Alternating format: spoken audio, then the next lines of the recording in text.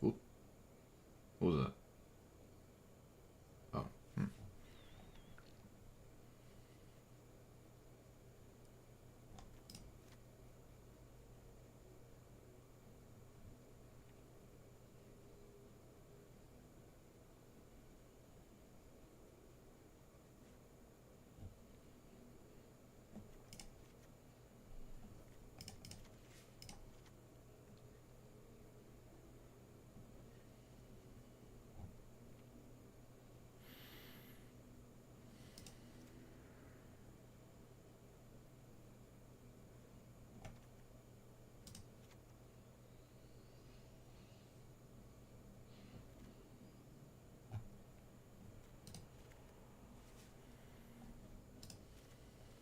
Demon?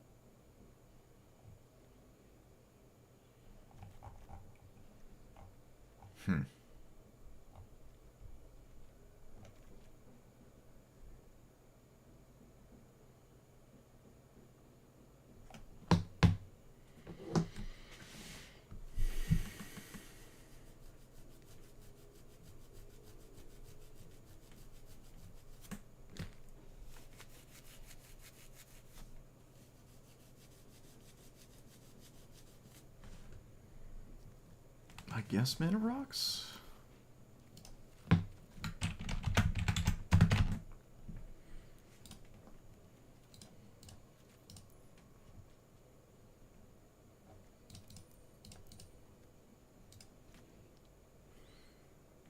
What about Chromatic Star?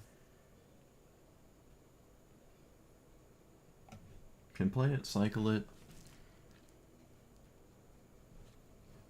I think actually Mox or Chromox, you can't discard artifacts too.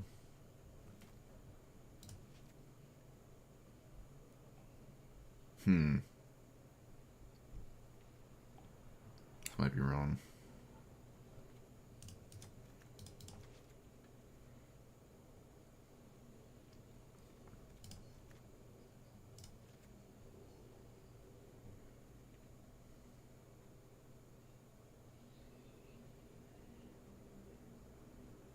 Colorless spell? Yeah.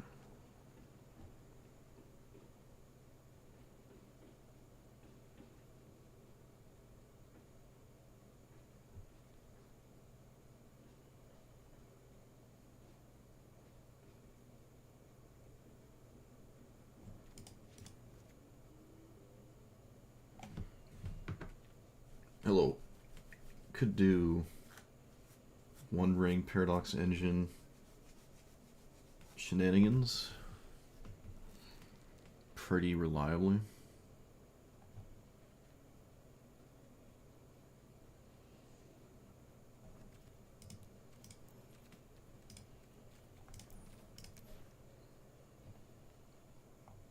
Palantir is fine.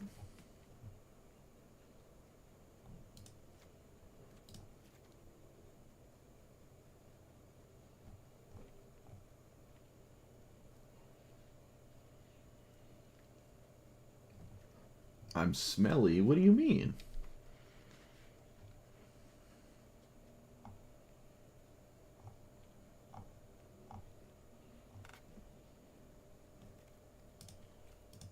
Though, to be fair, the Magic player base as a whole, I'll say, has some hygiene issues. I'll give you that one. Oh boy. Go to the local game store, man, you can't breathe.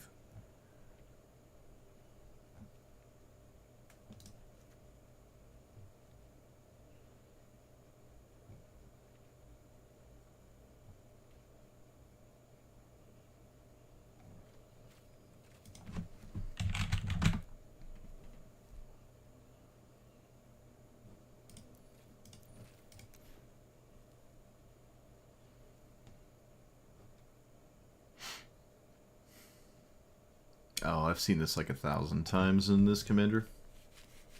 Actually, every time I played against this commander, it's had this card.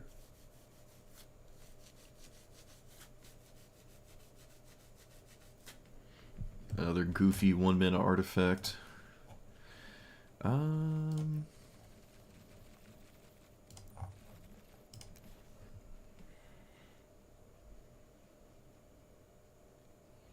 Cards like these feel dumb.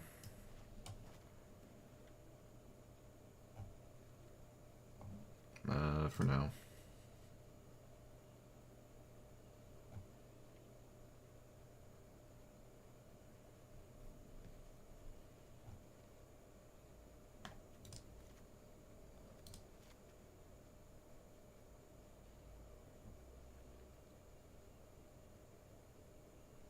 What's this do?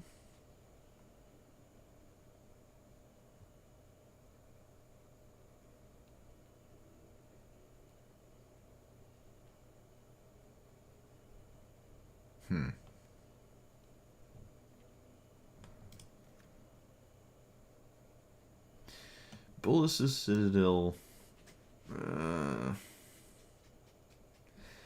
The Lantern with Paradox Engine is just a way to win the game. That's a weird card. Oh, I gotta craft the red artifact land, I think.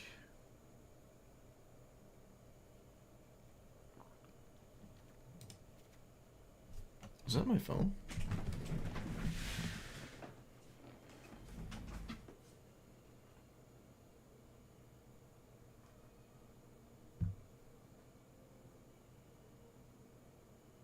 That was my phone. I gotta charge it.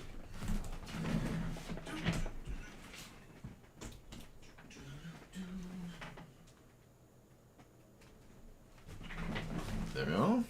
Ow. I just donkey kicked my computer.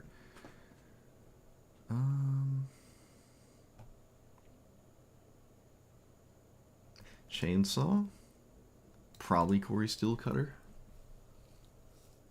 Pyrite Spell Bomb. Kind of cool. What's Knife do? Does about what you think it would do. This is a 5/5. So Lizard Blades is neat. I feel like I'm going to draw 6 cards and then still lose a game.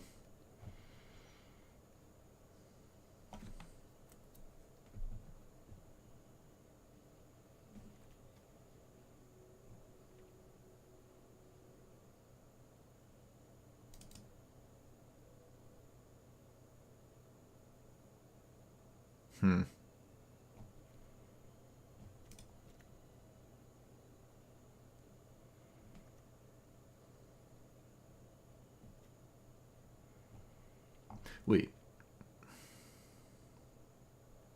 So I can copy my commander and make the trigger happen again. That seems... it's 6 mana to do that. Might not be great. Not a lot of decks get to play this. Is this even one of them? It might not even be one of them. No, I don't even think it is.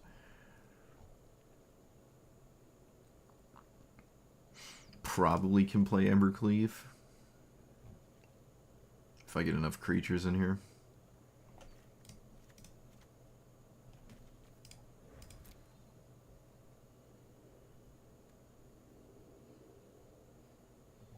Oh, yes. The Rakdos Gear Hulk.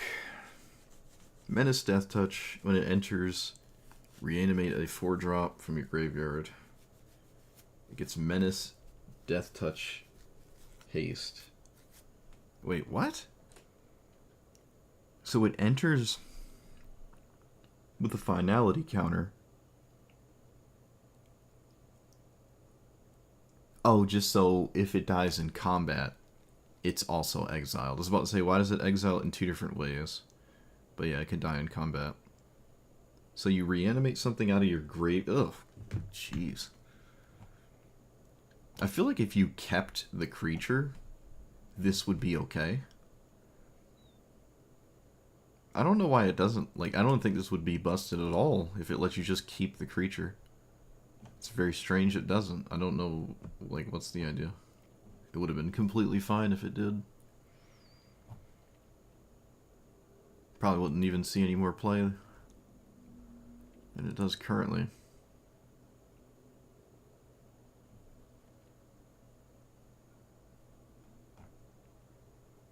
Bobble? Nah.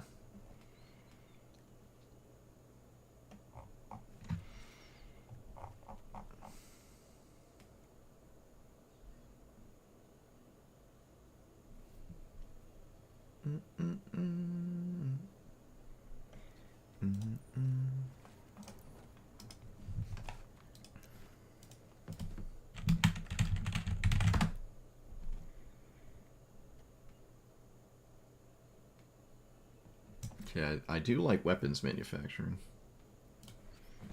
Sort of. Yeah, arms is the one thing a turn, right? This would be nice. I don't have it, though. Can't craft it on a rare. I could probably get a rare wild card. Don't think I'm going to burn it on Arm Scavenger, though.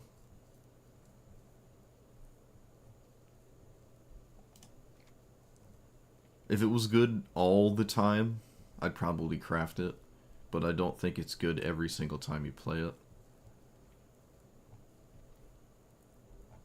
It has some pretty good upsides. Sometimes it... No, sometimes it really doesn't, though. I don't feel like that one's, like, mandatory.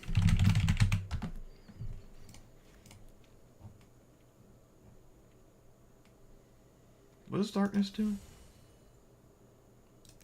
It's a fog, right?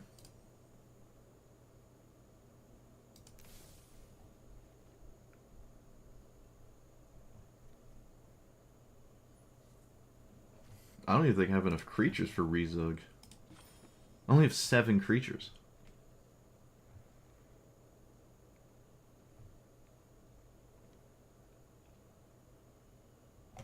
So what if...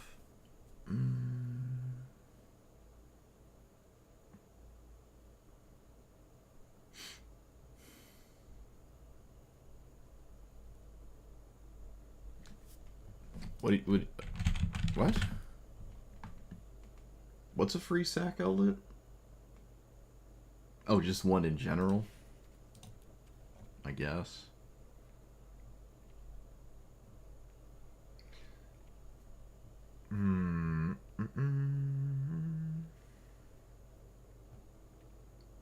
What if we played a Surarak?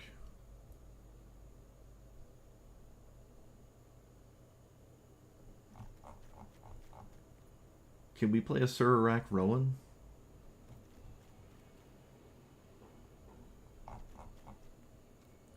That sounds way more interesting.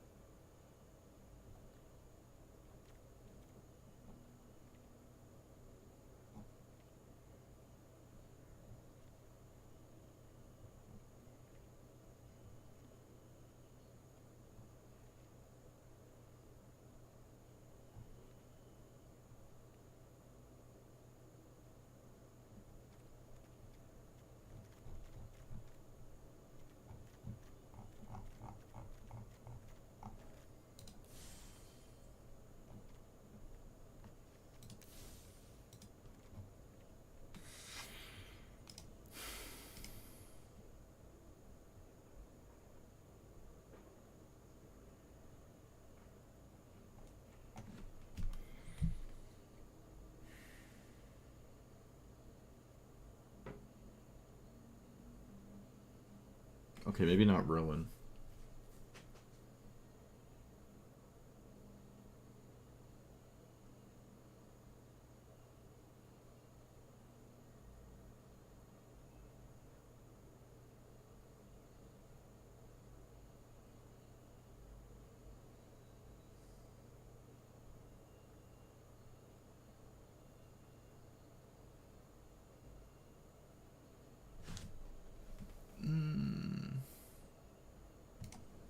Treasure cards.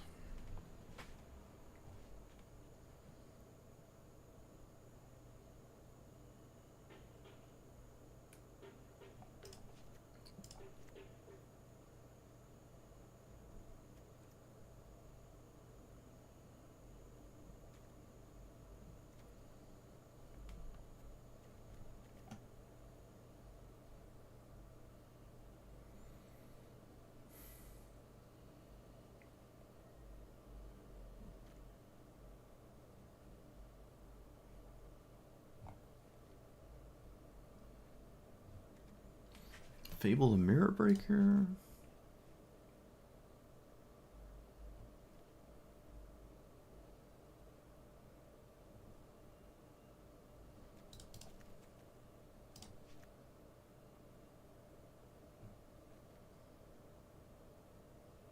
Oh yeah, Crucius. Yeah, I like Buried Treasure. I don't think we... Monument. So now...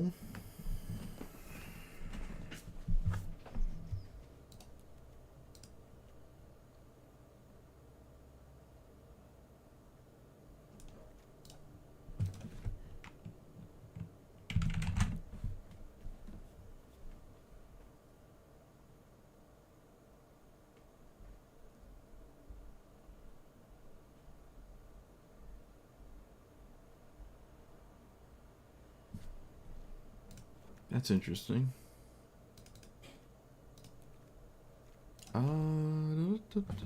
Search.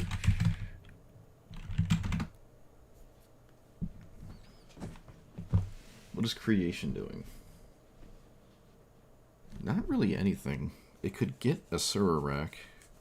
It can also get any card ever. It doesn't actually have to be a creature.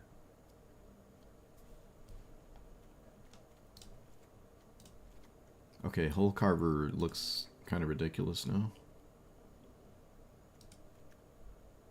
I mean, it already did, but... Final Parting... Okay, wait, there's ideas here. What is Gamble doing? Croxa? Might not be gambling here.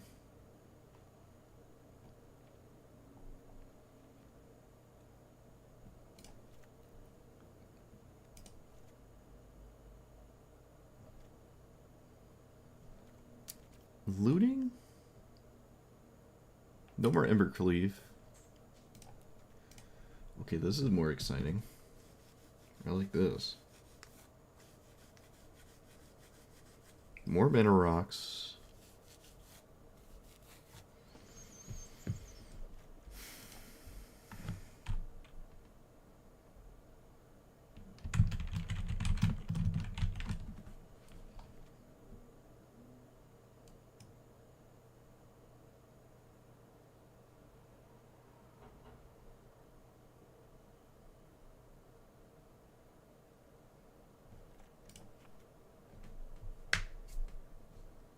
Removal.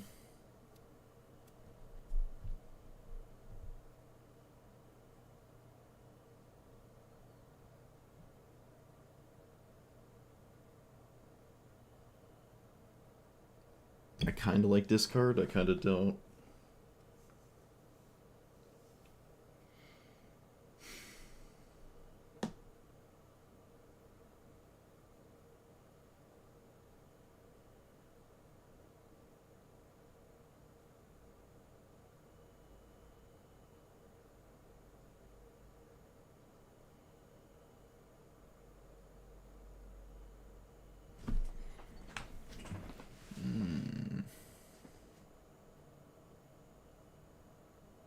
Okay, let's look.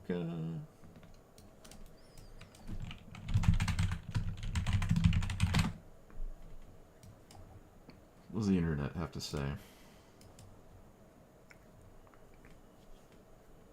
The heck is that?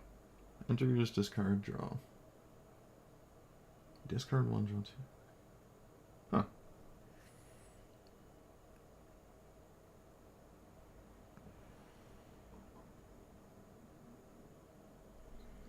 Can sack artifacts to surveil. That's kind of weird though. Oh, Darksteel Citadel. Whoops. I completely forgot about that one. I think I did. I'm not sure. I might have.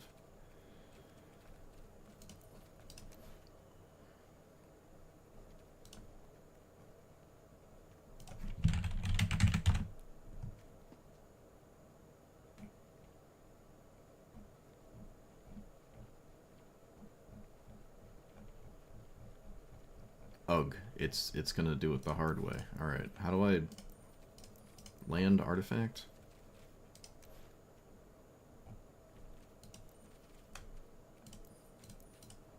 I don't think there's an easy way to sort artifact lands.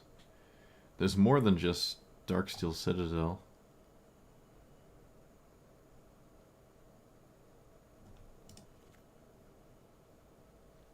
This can technically... No, that doesn't make sense. Treasure Vault is fine.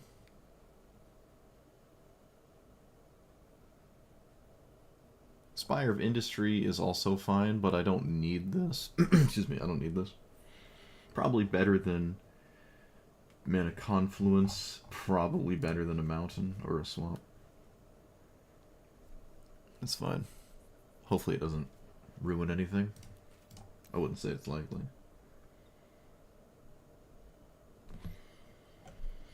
Ancestral statue? When this enters, return a non-land permanent. Oh. What would this do with Paradox Engine? So with Mana Rocks, you just gain infinite mana, I guess.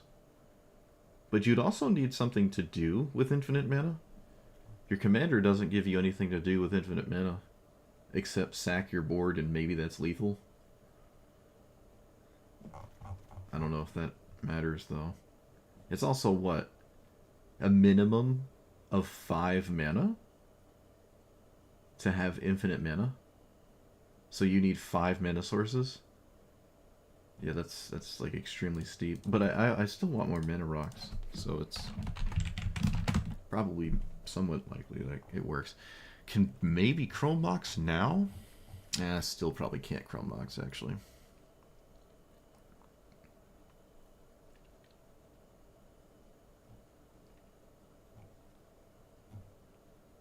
I don't really like Palladium Mirror. Card is hilariously vulnerable. Dies like every time you cast it.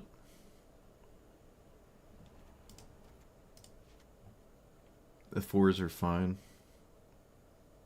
I don't really like Gilded Lotus. I've never been a big fan of Gilded Lotus. Definitely castable. It's just not like bonkers.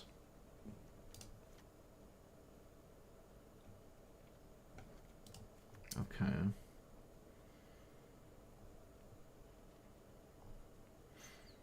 Yeah, I can pick up my commander. I guess I could pick up my commander with it. I guess it does that.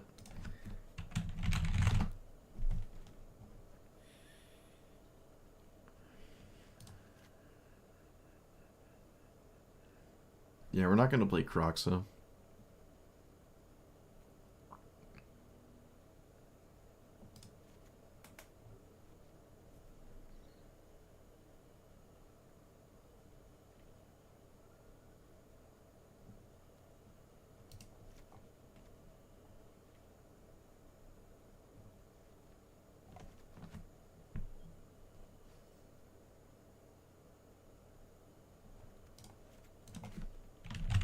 Lightning Bolt.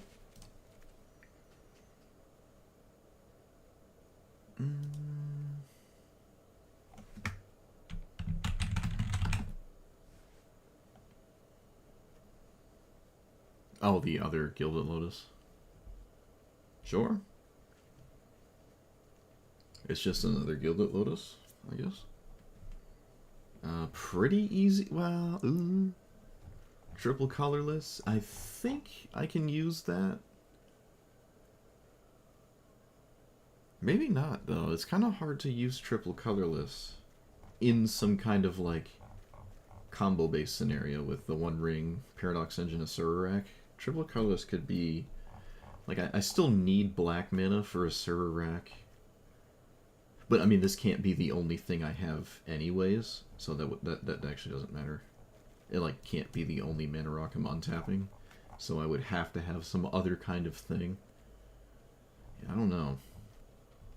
Yeah, the fact it's colorless makes it kind of rough. I already still kind of just don't like Gilded Lotus.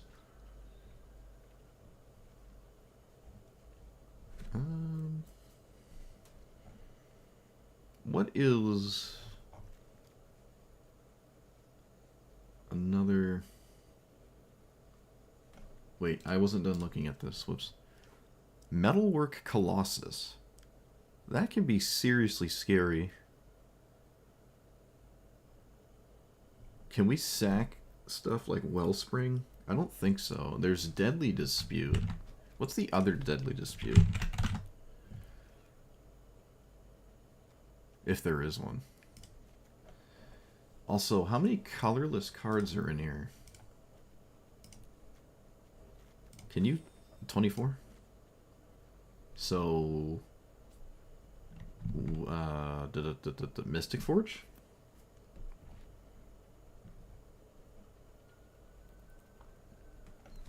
Although Bolus's Citadel is probably just a better Mystic Forge for this deck. Could probably play both. Citadel could kill me. It's very easy to just not win the game after you cast that. Underworld Breach is another opportunity to win.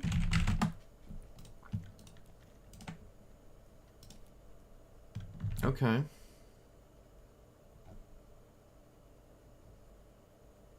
I don't really care about... Wow, Worm Coil Engine? What is that doing in here? What? How is Worm Coil Engine one of the most played commanders, or cards in this commander? That's crazy. Well, this is EDH. It's 4 people. Your Worm Coil might actually matter. 1v1 Worm Coil, it really ain't doing much for you. Let me tell you. Trust me. We don't have that one. We kind of have that one, but that's weird.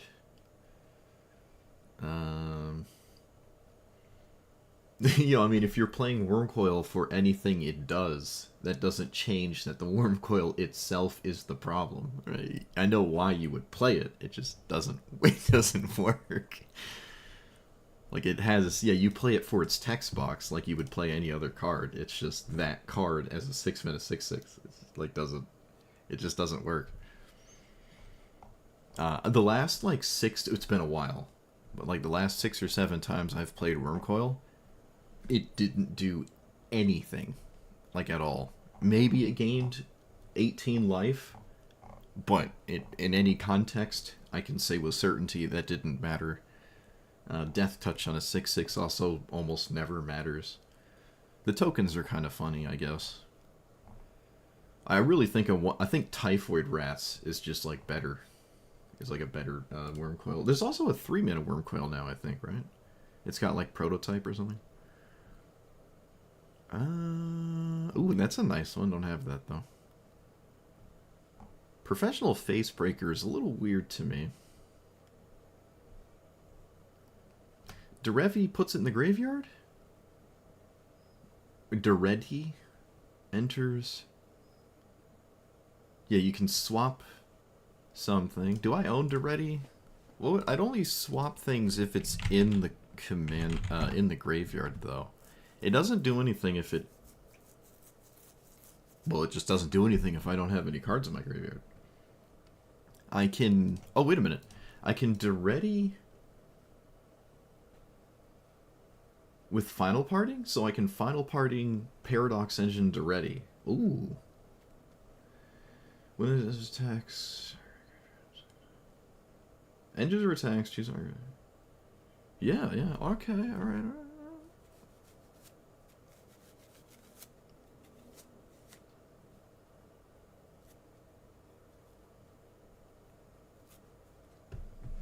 I still kind of like Cranial Ram. We're not really a Cranial Ram deck at all, but it can just be a giant, cheap creature that your opponent's just looking at that they might have to interact with. Urabrass Forge is not really at all what we're about. So I don't really care about that one. Wait, what?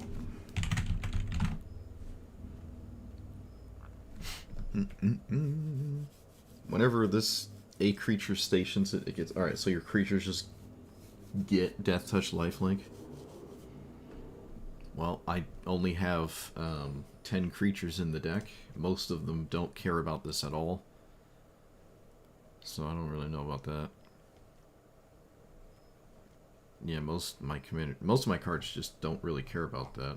I don't yeah, no, I don't care about that. Why am I not just playing Shieldred?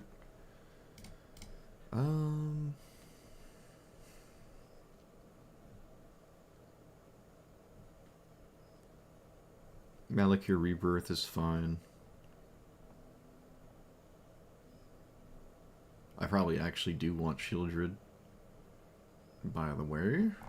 Wait, why is Tainted Strike in here? Creature gets +1/+0 and Infect. Why would you ever want that? Wow, it's over $1 now too. Nice. I have a ton of these on paper. You can one-shot people, but like what? Nothing in my deck one-shots anything.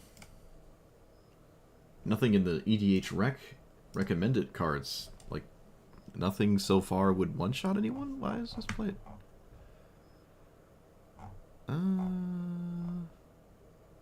Oh, the Signets. Oh.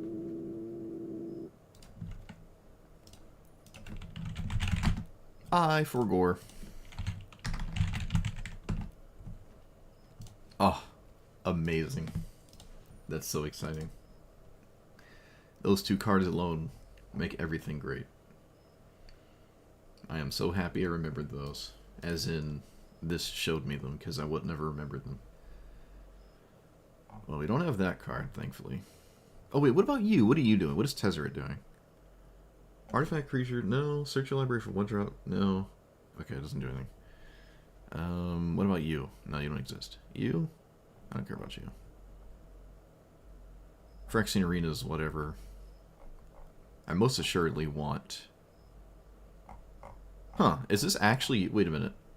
I thought this is normally some kind of beatdown list, but or commander, but it seems like EDH Rec puts it in some weird not beatdown thing. I can play Mox? Mox is already in here. I was talking about Chrome Mox, which I brought up like 3 times already. I don't think I can play Chrome Mox. No, I don't really think I can play Chrome Mox. I want Shieldred. I keep saying it. So I shall do it. Chromox doesn't exile artifacts. So not really. Murderous Rider kind of looking slightly out of place now. Bloop. What happens when a Surrak dies? Also, what is different about a Surrak? Oh, Mox Opal. Ha! Don't own that one, do I? I don't think I own that. No, I don't. I don't think I'm anywhere near that one. Am I? Oh, let's look.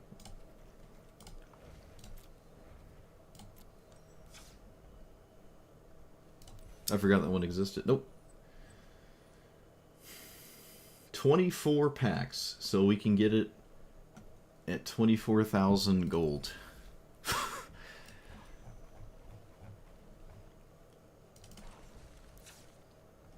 Definitely would go in here, though, for sure. It's actually not as universal as I thought Chromox would be. I mean, Mox Opal would be. But this is one of the commanders that would want it. Absolutely. Kind of tragic. Kind of tragic.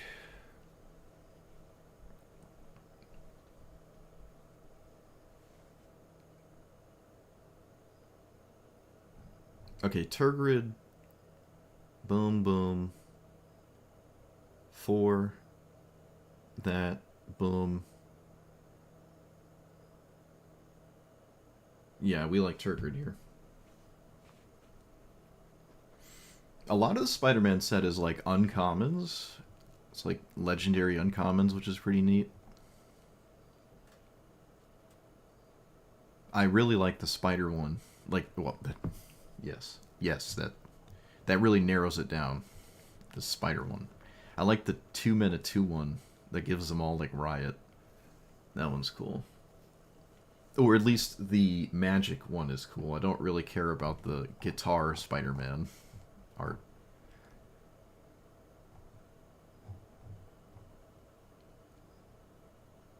Yeah, no, I don't think Rowan's making it. Cranial Ram definitely looks weird. Without some kind of weird flying threat, I don't really care about it. Tithing Blade.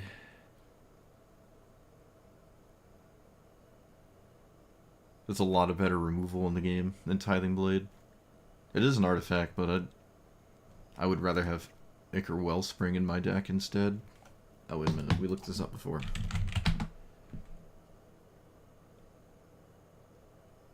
Ichor. Alright. Ichor. We did that before. I gotta stop saying Ichor.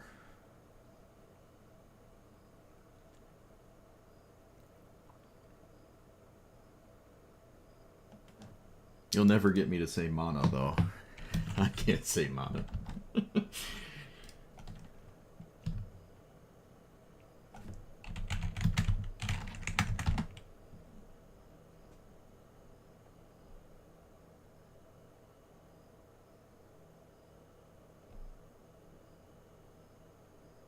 It's the American pronunciation is supposed to be mana.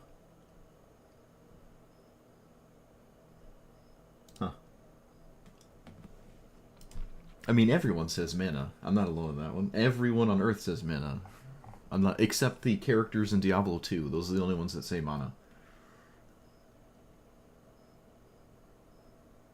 Maybe I should say mana from now on just to be controversial.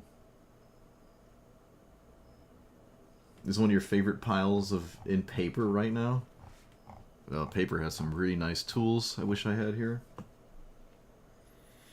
Goblin Engineer. There's not a lot to reanimate, though. Yeah, there's not much I'm engineering.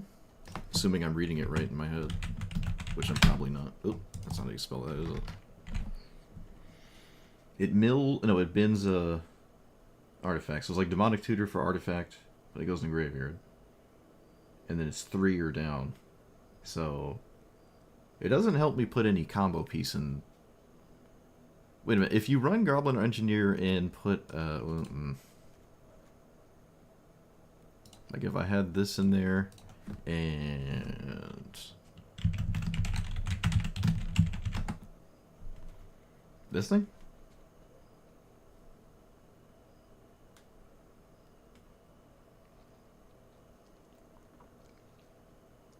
It's another Duretti. Actually, it's a cheaper Duretti. Reanimating my... I mean, maybe? It's kind of weird, though. I don't have any...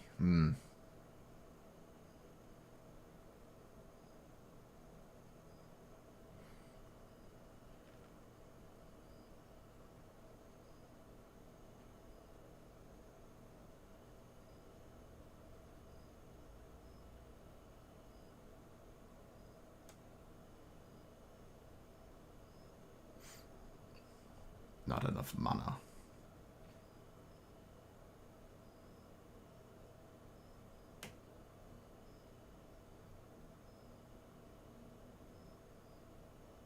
Alright, we have infinite mana rocks. I can easily shave 2 lands. I just like... Over half this deck is just mana. Oh, over half this deck is just mana.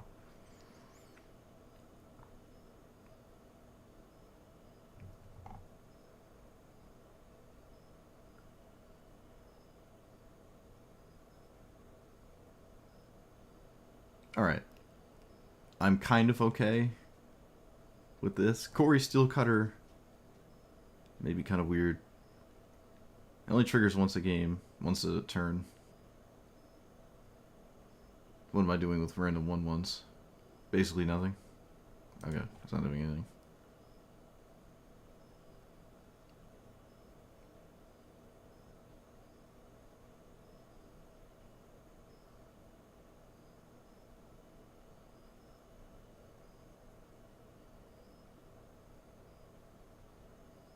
The goblins thank me in this hard economy.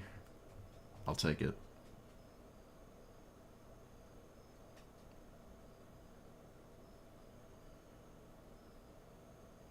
Alright, I need a card. I have Reanimate, Final Parting, Shieldred. I could play Crystal Brand in here. I could actually put Crystal Brand in here. For real, for real. There's not much to persist.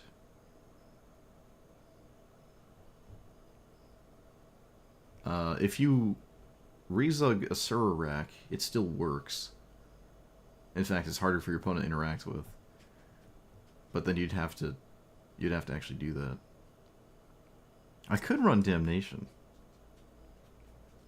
I don't have a Sweeper. Toxic Deluge. Wait, do I have Toxic Deluge in here? Do I want Toxic Deluge? Probably. Oh, there's also Grief. I really like Grief a lot.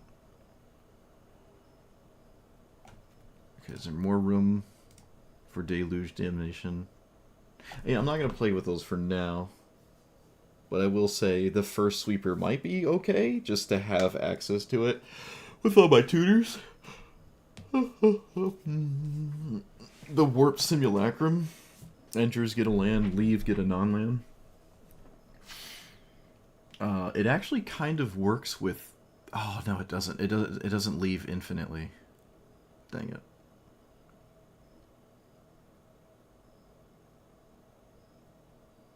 Something in the back of my head keeps telling me to take out Tergrid, and I don't know why.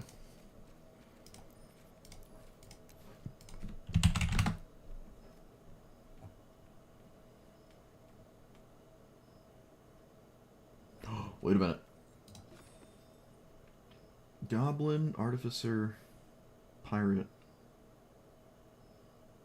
Can I make it so this always finds a server rack is a zombie wizard? Oh, wow. I guessed right. Zombie wizard. So, if I got rid of Phyrexian, Pirate, and Goblin Artificer, I could get it every time. But I already have a ton of tutors. I don't actually need to do that. Alright, well, also... Yeah, Seagull land, and then a non-land.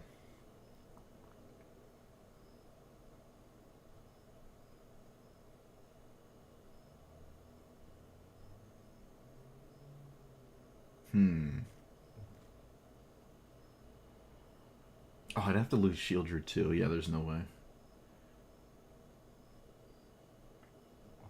Refurbished Familiar is a good card, but like a 1 minute 2/1, your opponent discards a card. Is that...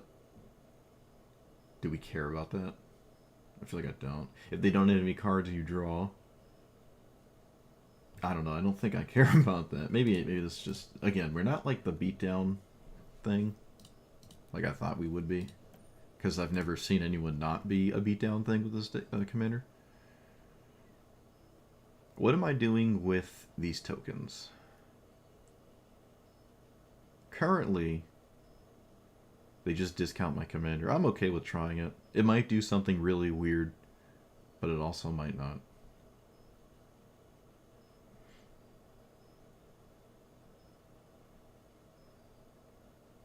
Okay, let's just start here. I don't hate this.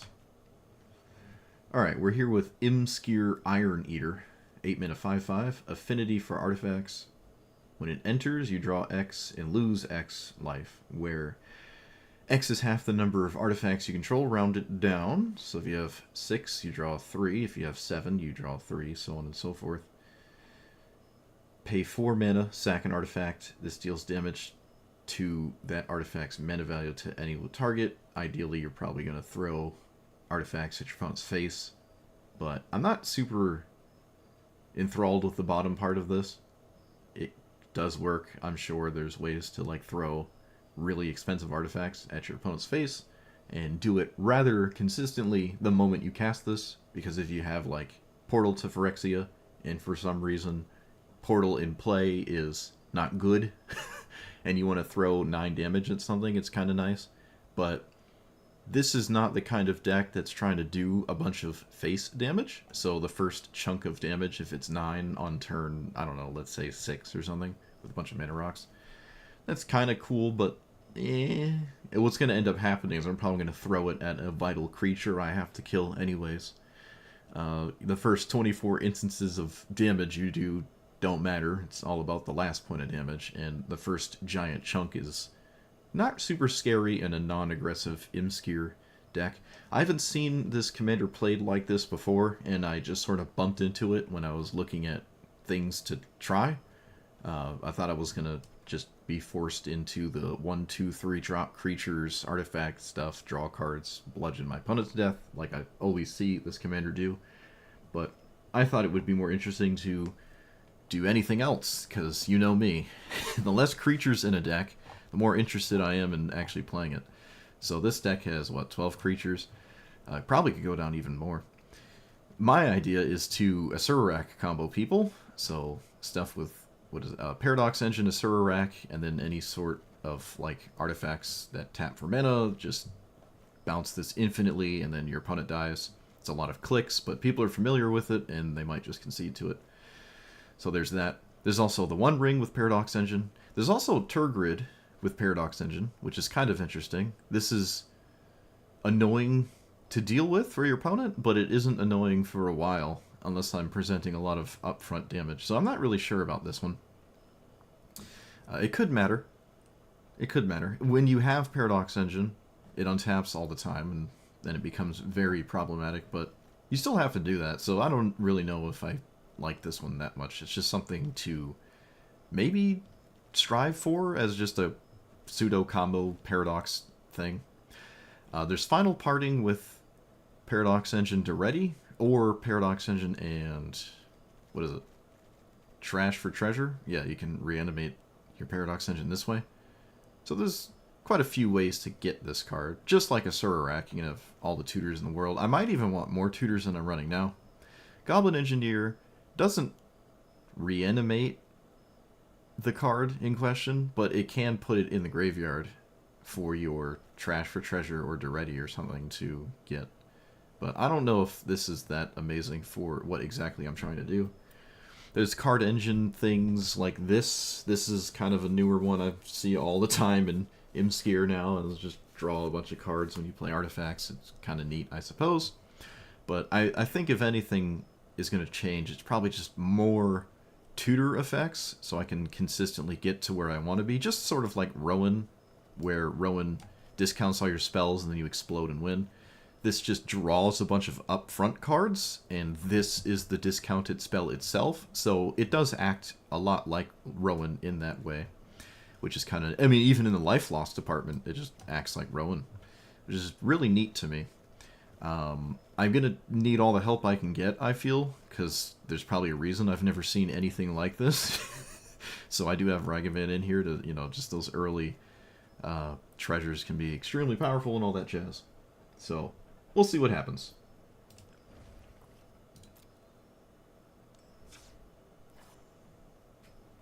Well, I mean, if it worked for anything less than 4, I think it would be really, really, really good. So warping for 4 is about where I expect it to be. Oh, I forgot to talk about Mox Opal. Whoops.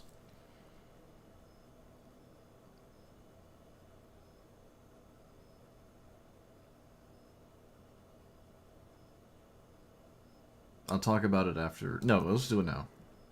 I'll just have to like remember that I said it later. It's something. Well, I mean, I'm gonna put it in the upload list anyways, to be honest with you. But okay, I forgot to bring up Mox Opal as a card because it is now in the game. You should play this card if you have it. I'm a filthy free-to-play enjoyer, and I have been since I've started playing this game when it first came out, and this is where I am. It's only getting harder and harder as a free-to-play player to continue keeping up with the, 6 Magic sets a year now? It's like borderline impossible to be a free-to-play player.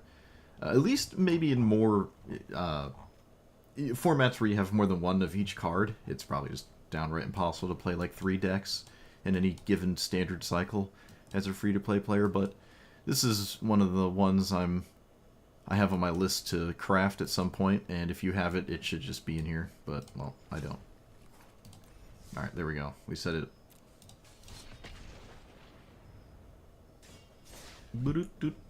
Targrid counter strip mine? Yeah, it does. On the front side, though. Just the front side. Which, then it doesn't. It no longer counters strip mine because it costs 5. I suppose if you have it in play with Dark Ritual, that's kind of neat. Ooh, this is an exciting matchup. Look at that.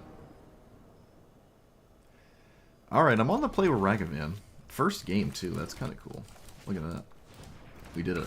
It's in there. Don't concede, please. Please. Oh! No! No, please.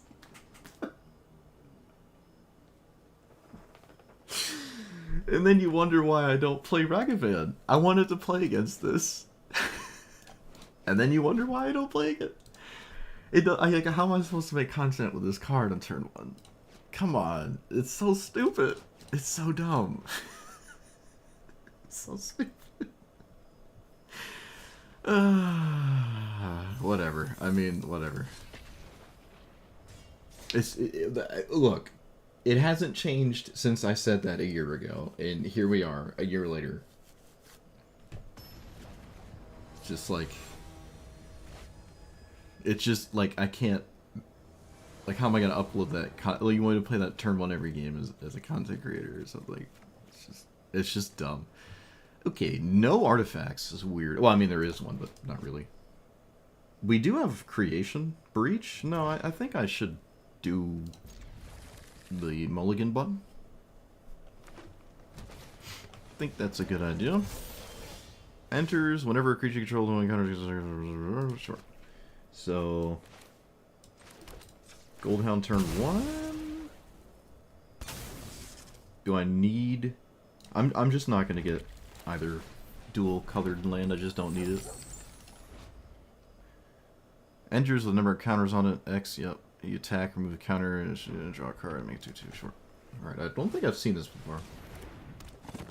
Though it's not doing anything surprising. It's doing about what you'd expect it to be doing. Let's play the tapped one.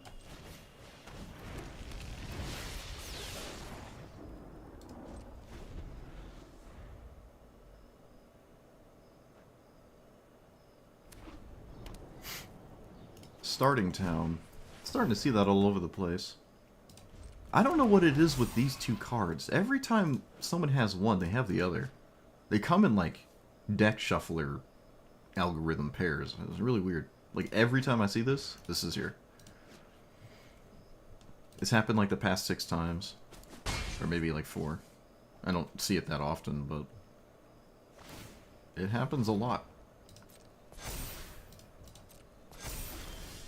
Like, a lot, a lot, a lot. So, here... Treasure. Could also just be way too slow, this game. I can play land and cast my commander. But I lose a lot of my mana. I probably just have to, though. I am just kind of dying. So... yeah. I don't know. This feels like I draw way less cards, but I stay alive way longer. And drawing more cards later might just kill me because I lose too much life. I don't think this is good enough, though.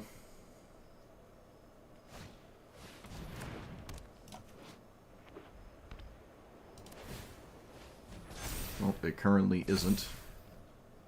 Well, there's 55 removal spells in my deck, so... surely I'll draw one. And we can keep playing the game. Of course not. I can tutor for nothing that matters. Fatal Push.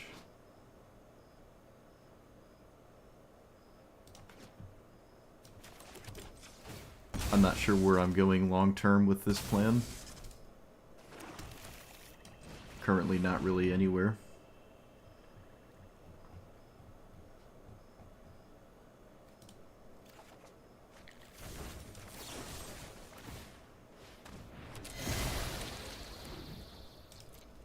Takes 7.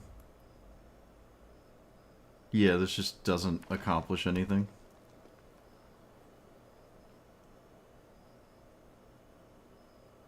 I had the tools to find the wind effectively. I just didn't draw any.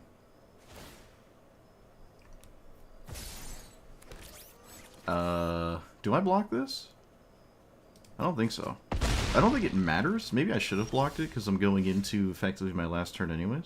Yeah, right. There's nothing I can do. It doesn't matter anyways. I would need to have played Damnation or something in my deck, which I don't think was fast enough. No, I would have just died anyways, having needed to tutor it.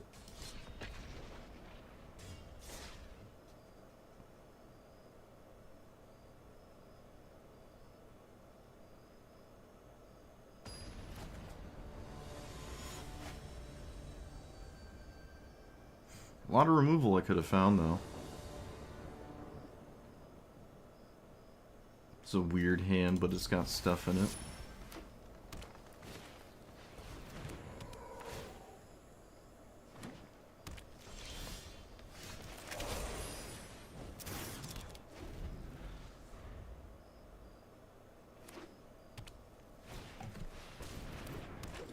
Kind of odd to play Nykthos, I feel.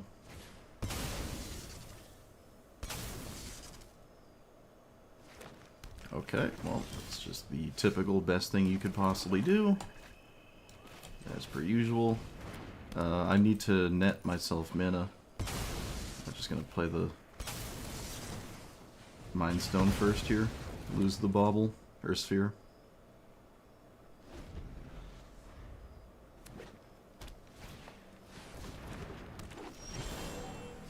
So... Swamp.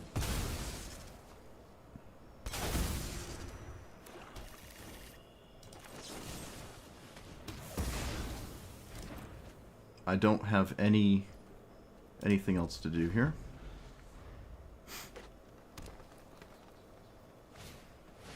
What the heck? How is that all you're doing? That's weird.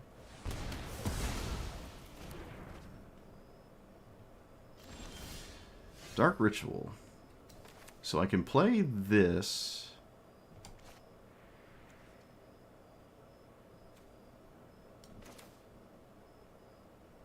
It's 3. Okay, we'll just play this. I can get a Surak or Paradox Engine. Should probably get Paradox Engine.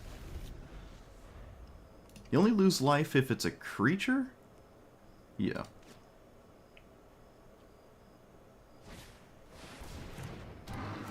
Okay, they found the perfect naturalized spamming creature, because of course they did. So now I just lose my creation. Excellent. There's nothing I can do.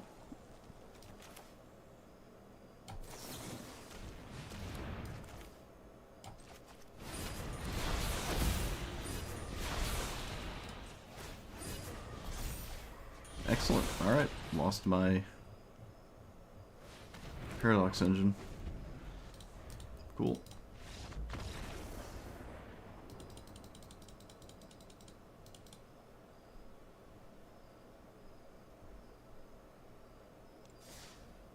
Of course.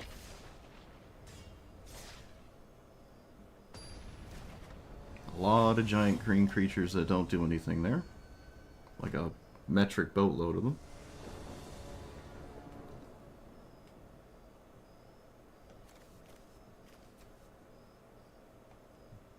I don't have a really good big score in this hand. so I don't think I can keep that.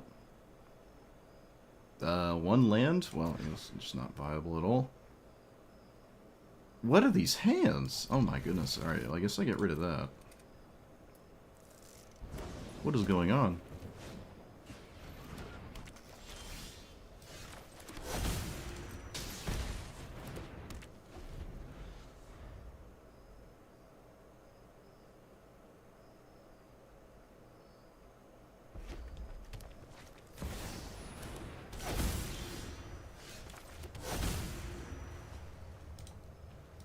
So, this thing first. Yeah, because it generates actual colored mana, because I don't have any.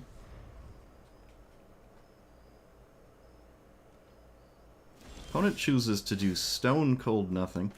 Let's play you.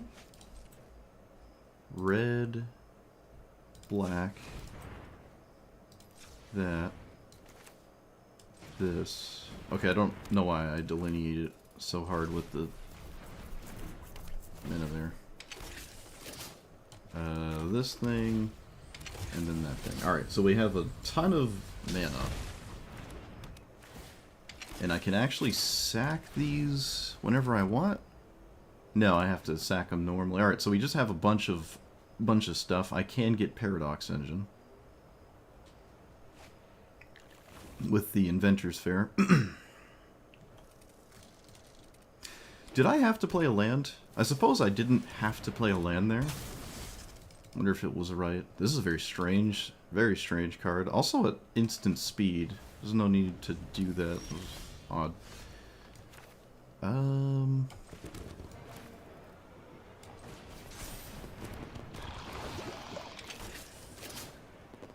Yeah, we'll just cast this. I don't even know how much it is. I'm just gonna send it. Okay. So let's cast Cold Steel Heart. No. I should probably do nothing? Yeah, I should probably do nothing.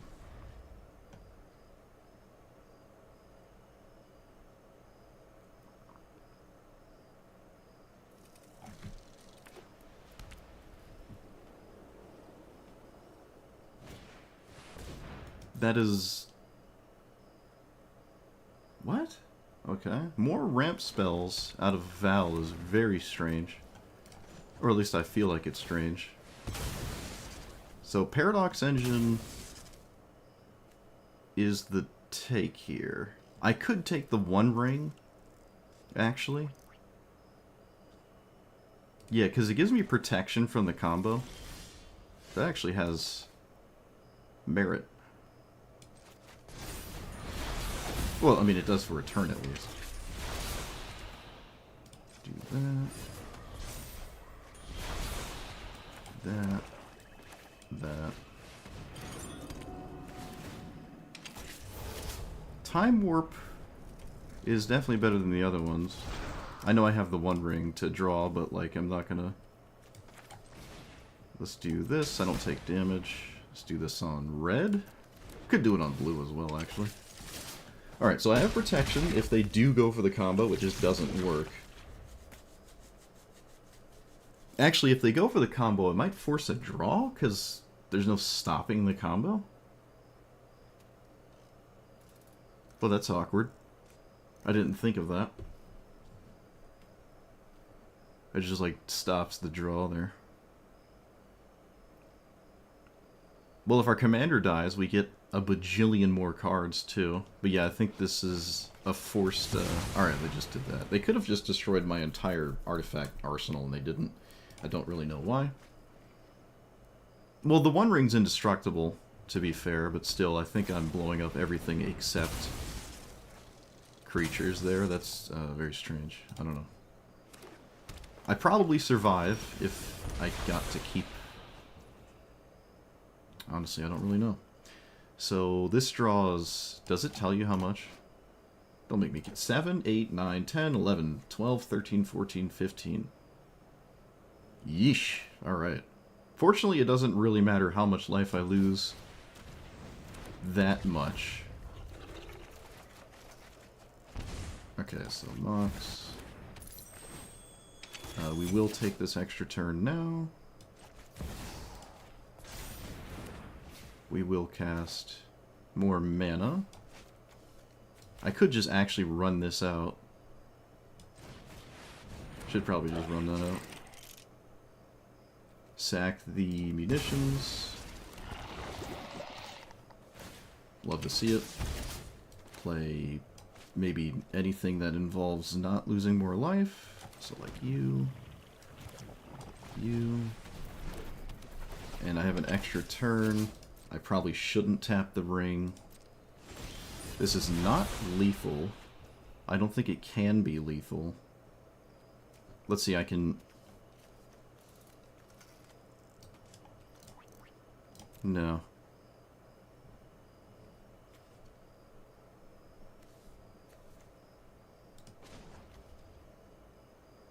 Let's do this.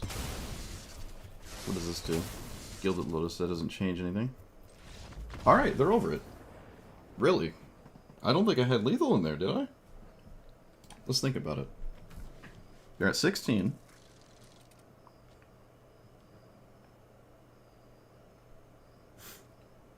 They're at 16. We have 1, 2, 3, 4, 5, 6, 7, 8, 9, 10, 11. So 11 here. I need 5 damage. How do you get larger? Greatest mana value on artifacts. So if I play this, it deals 5. So we have 12. I need 4 more. Sack an artifact.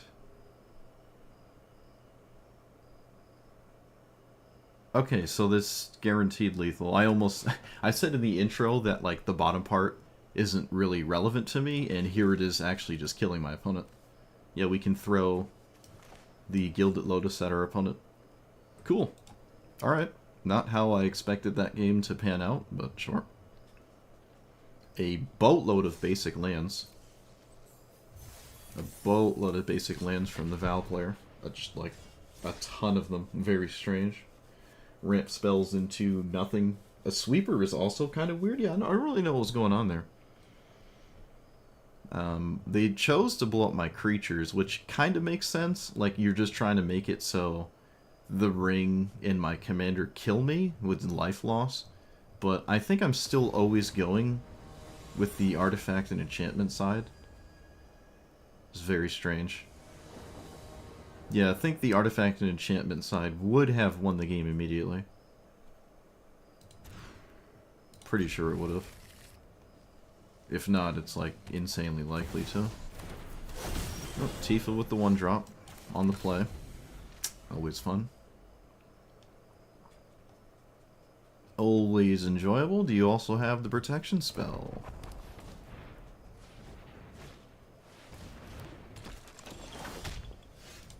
Of course you do. Fun. Very enjoyable. Can't wait to do that 3 more games in a row.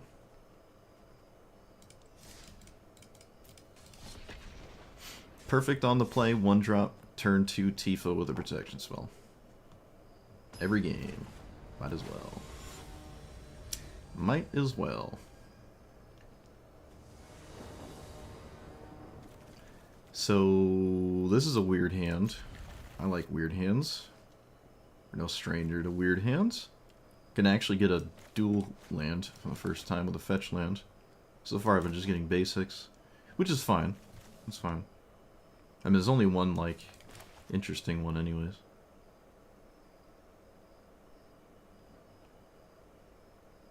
We do a good job at dodging Ujin as a commander. Championship 27.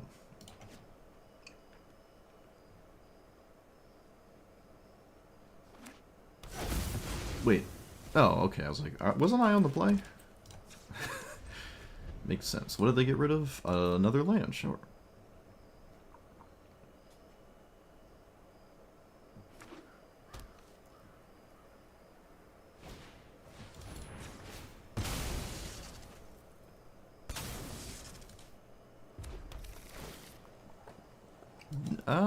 don't really need that.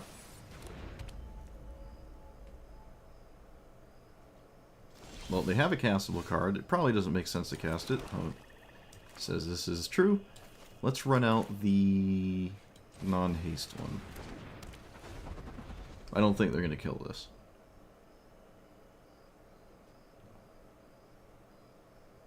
I could have... No, that doesn't make sense. Cathedral of War? My opponent just has Cathedral of War. That's kind of crazy. That's a Cathedral of War. You got it. Let's play you. You.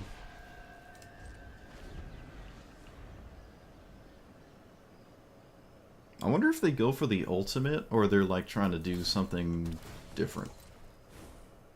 Is this an artifact? No? What is the point of that one? Very strange.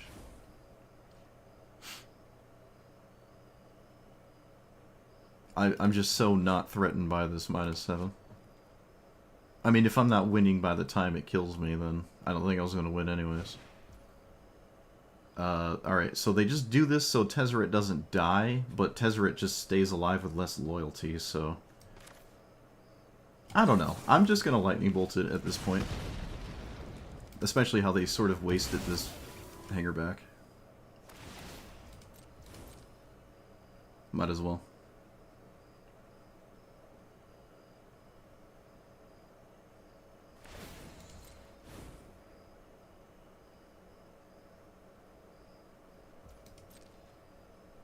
Ah yes, the end step bobble. Always nice.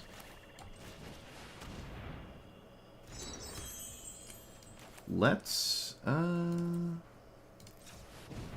do that.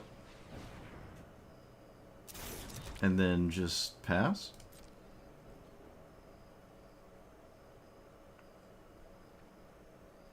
I'm just keeping the Ornithopter untapped. Is there anything to reanimate that makes sense? There shouldn't be, no. Yep, look at that. So, very tactical. The old tactical get my wastes on the end step. Hold priority through my opponent's entire turn.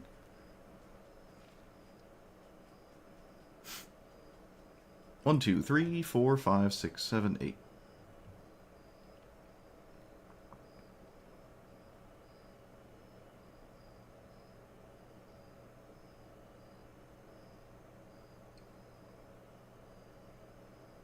The last two cards have to be artifacts for them to ultimate. Which means no lands.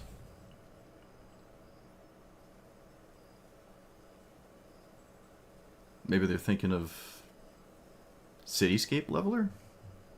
It'd be a little weird in Tezzeret, but it's an artifact, I guess. Okay.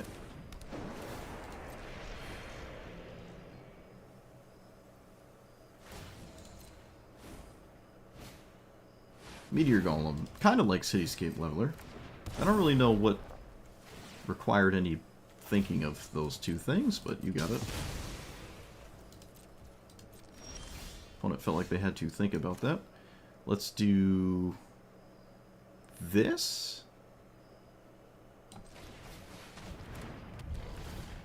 We're currently in a rather lame situation right now. I don't even know what I could possibly draw that matters here. Apparently nothing. Okay. I could have drawn a land to kill their commander. But, I mean, we have to be concerned with this ultimate before that matters. I mean, they have a Darksteel Citadel, I guess.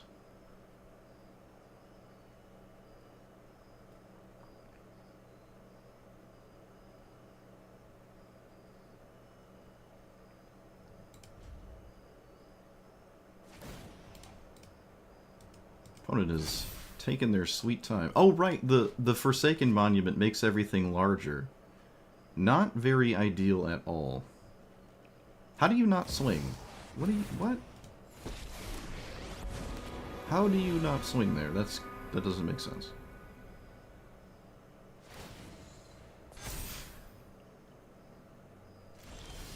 I'm terribly confused.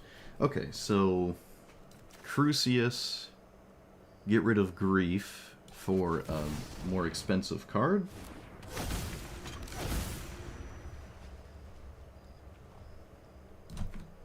Just give me Demon, please. And crack the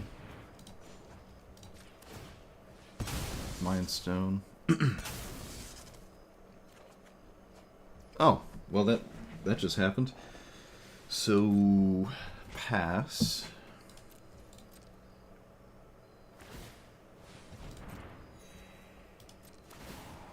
Get rid of Grief for something that's cheaper. Okay, so I have not enough mana sources to go crazy with Engine. So they can get Expedition Map into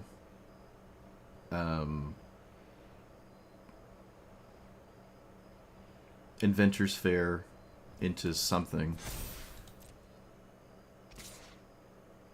Alright, they decided to swing now. I feel like they could have just done this last turn, but they didn't.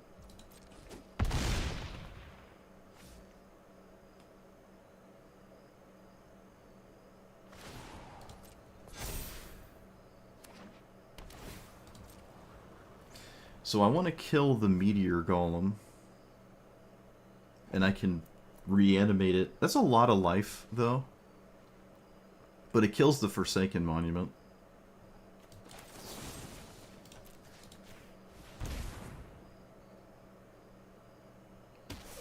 Might not be able to do it, though. Final Parting, does that change anything? So... here... I should commit this into play right now. I should just do this. We are going to grab this. I don't think I can cast Grim Tutor anymore.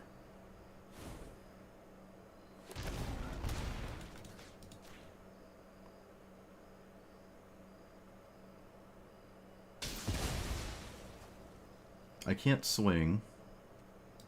Yeah, I don't think I can cast this. So we can just get rid of it.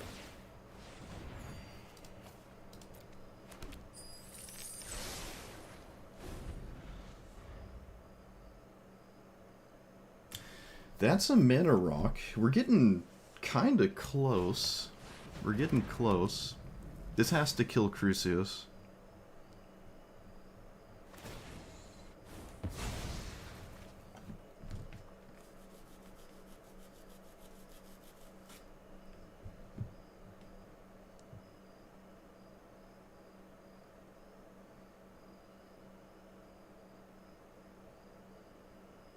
I can chump block with my commander, and I can recast it. So that's interesting.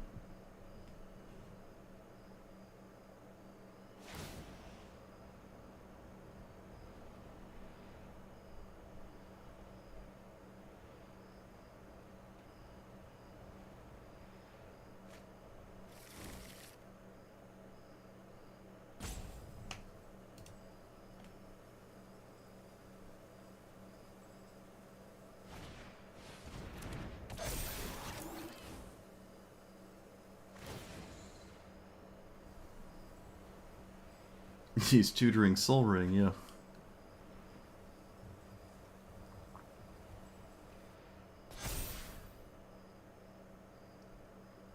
Might not want me to get my Chimera opponent wise to be on their ears. So we can cast this. Let's tap you. Cast this. Can probably get rid of the removal spell with the key card, depending on what the key card is, obviously. Heh, key card. Lol. D-Spark. That doesn't hit anything that matters, so I don't care about that. Neither does Lightning Bolt, really. Actually, Lightning Bolt is fine. Yeah, we can get rid of this. Lightning Bolt just nets me mana. Let's kill that. I don't care about my opponent's commander. So now we're floating 3 mana with Key to the Archive. I mean, a Paradox Engine. It's 3 every time. Okay, they just tapped it for no reason. Any way to hold priority for no reason, my opponent has found it successfully. Quite impressive. So we can do this, get a server rack, and bin... Oh, wait a minute, do I just win?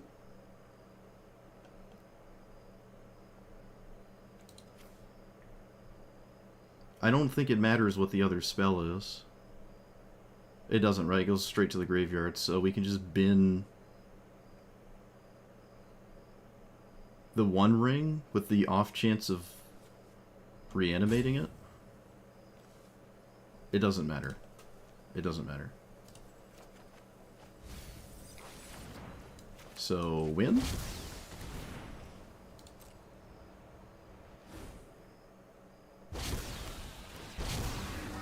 Okay, how does this work?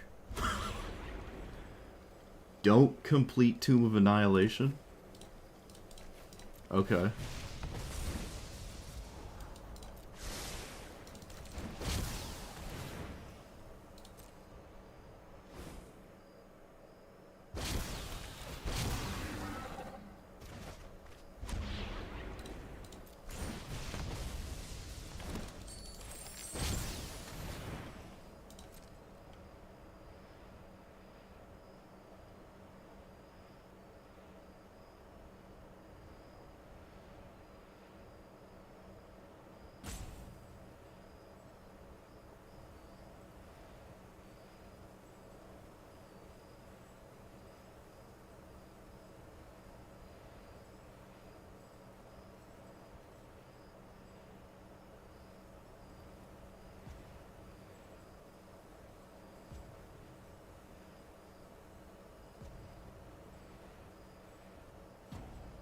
I guess they're done?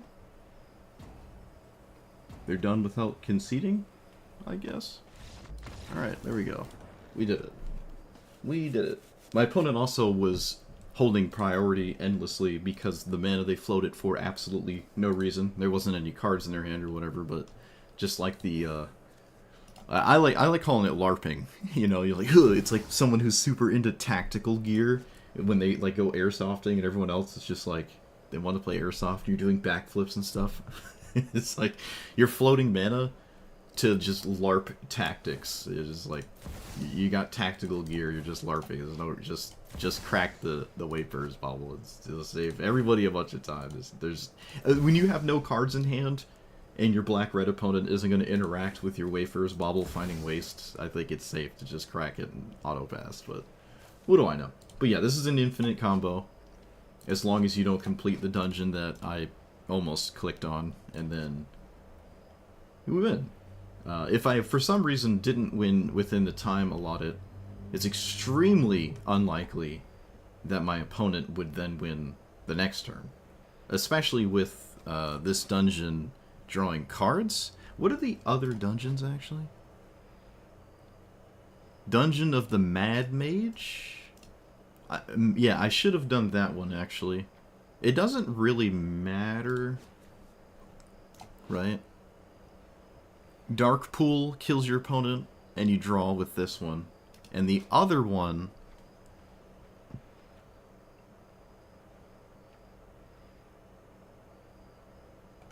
It might be a good idea to do the Mad Wizard's Lair to start, just so I can get some cards in case I don't combo infinitely. Might be a good idea, but it doesn't matter. Alright, well, they applied the pressure and did the thing. It's just the thing wasn't fast enough.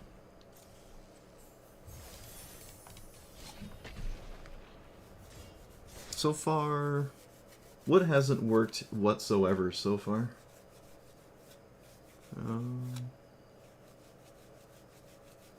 I want to say...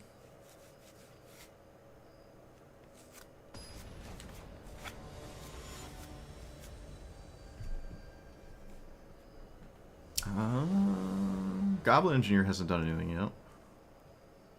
If I drew it in any of the games so far, it would have done something once. Technically.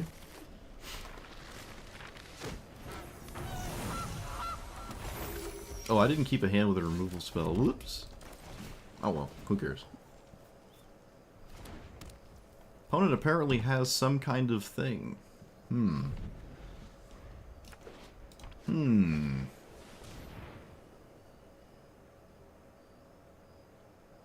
Pyrite Spellbomb is technically a removal spell. So, I'll play it.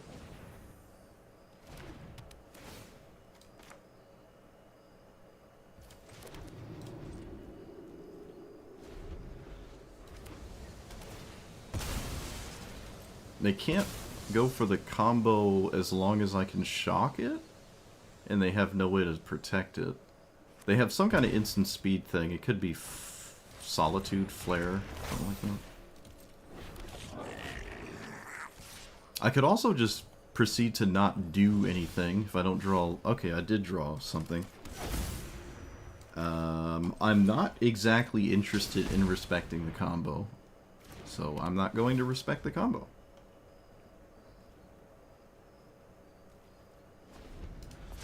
If you have it, congratulations. You would need all... You'd need all the pieces, though. It looks like it was a Solitude.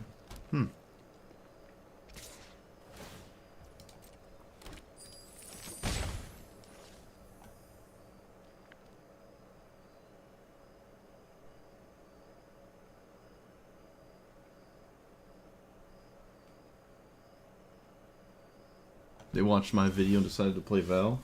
I don't think I was the first one to do it, but that would be pretty cool. They'd have to recognize me, I guess. Play this. Play this. Get rid of land.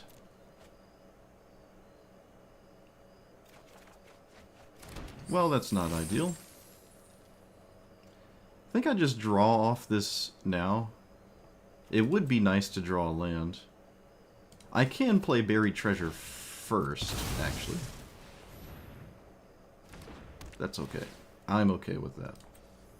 I'm okay with it, so everyone else has to be. Alright, we have the old delayed ancestral recall. Look at it. Look at it go. And we pass. Yep.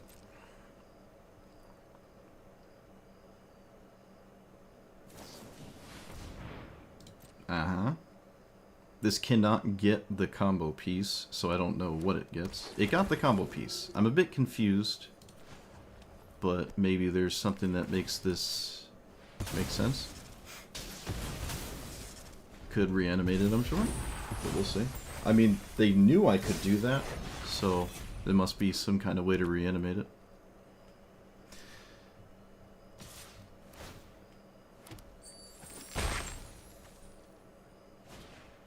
And it looks like there is, because why else would they cast their commander?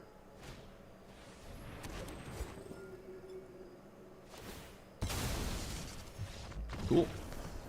Oh, I didn't even see the food. That doesn't matter, they have fetch land. Alright, well, this is... the only way to play around this is to... No, there's no way to play around it. If they just go for it, they have multiple ways to activate the combo. I can try to kill it in response to the first one, then they'll just do the second one I lose, so... Doesn't matter.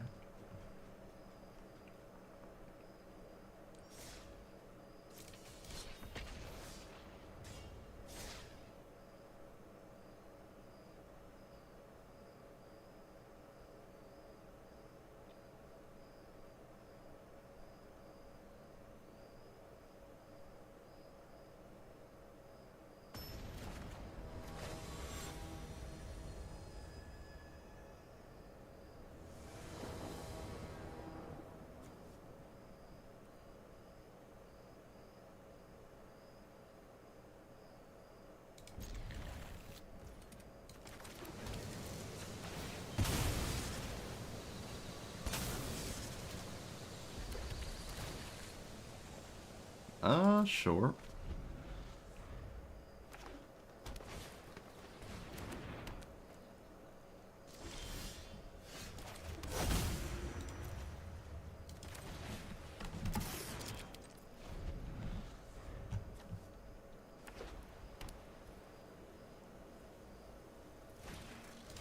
Opponent just straight up cast their commander. Okay.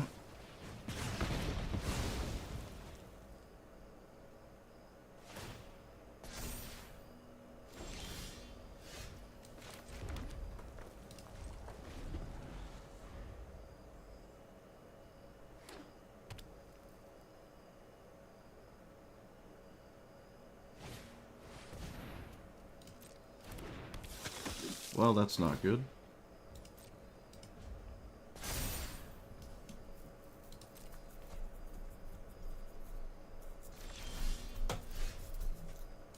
I am losing.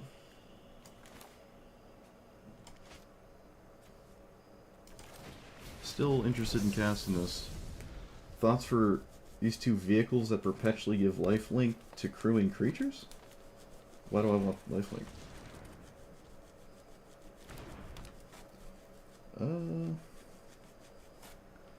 I just cast a removal spell instead. Of course, there's a card draw engine.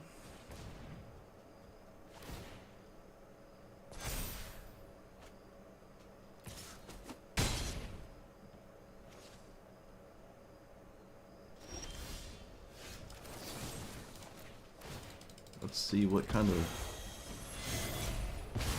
shenanigans ensue from this. Apparently nothing. Alright.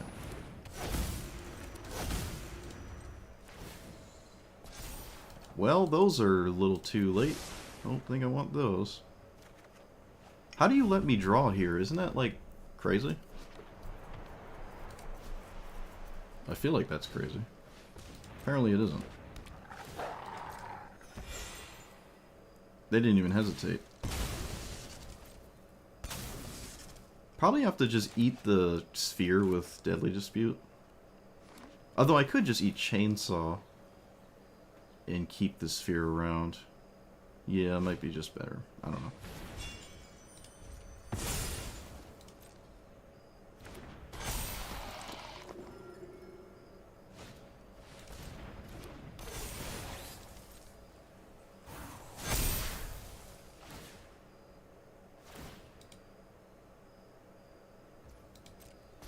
I mean, it doesn't feel like anything I do even matters. I don't have much going on. So black.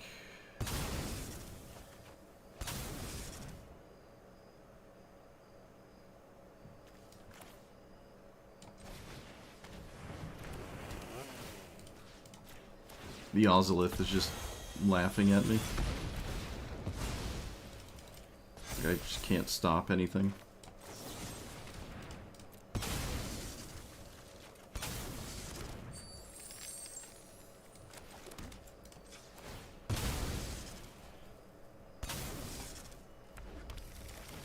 I've had a very disproportionate amount of games involve really wanting to cast board wipes, which is weird. I guess we can just start running sweepers. Paradox Engine 4, but then I don't have any other thing to do after that.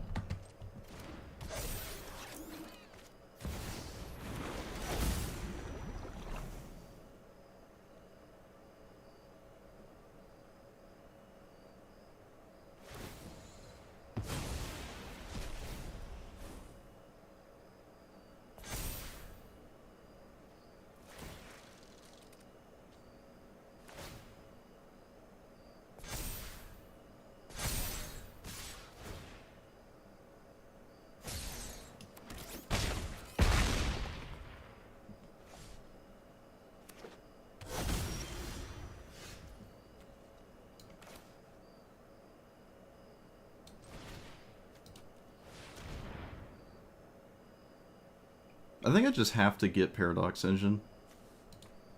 So, let's see, I can cast it and leave up Dark Ritual, so I should cast this before Dark Ritual.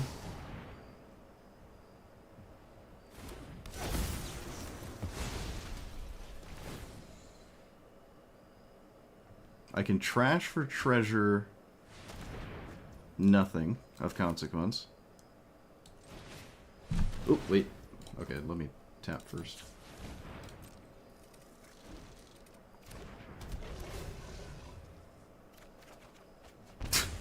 Yep, that sounds about right. That looks about right. So we do this to the sphere, because at this point... Well, let's sack the land. Let's do... I could have tapped the Celestius first, I guess. Black, red...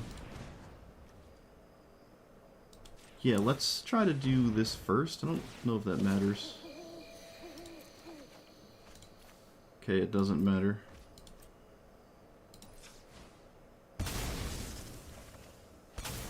Goblin Engineer also doesn't matter.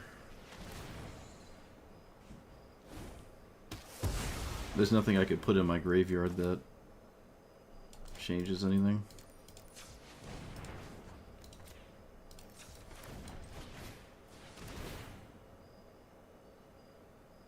Yeah, there's no artifact I could put in my graveyard that changes anything, because it's... I can't grab it now. I already cast trash for spaghetti. I can bury treasure to gamble a discovery? Okay, we're doing things. This is ridiculous. That just seems like the best prospect. Alright, we didn't hit anything. I can cast creation now, and that probably doesn't amount to much. Let's just loot. Yeah, this doesn't do anything either, so... Alright, we did a whole bunch of stuff. And now we fizzled. They only have one trample creature? Oh no, the Hangerback has trample. Grief doesn't do... Ugh. Wait, why would you mill now but not before? What? Why would you mill now and not before? That doesn't make sense.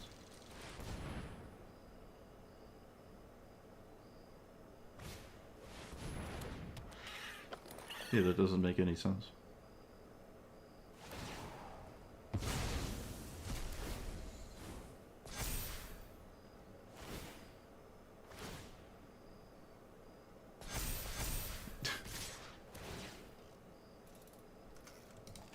So, 16... dead. Alright. Technically, I could have won next turn. I would have won if I got another turn. So it was actually closer than it looked. Yeah, it was closer than it looked. Okay. Hangerback Walker gets through sweepers.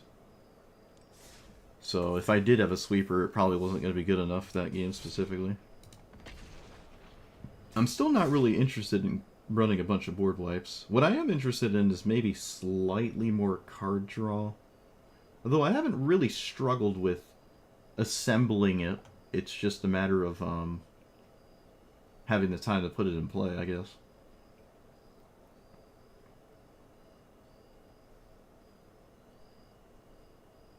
Yeah, technically we could have survived that attack as well if they didn't have all of the things remaining in hand to draw or play that many counters. I could have survived that combat. It would have been close. It also means I'm probably not casting my commander at the same time, so maybe it wouldn't amount to much anyways. Grolnock. Alright. Well, it's a brony. We know how that goes. Yep, it's a brony with a 1-drop that blocks Ragavan, so rip to Ragavan. Still gonna cast it.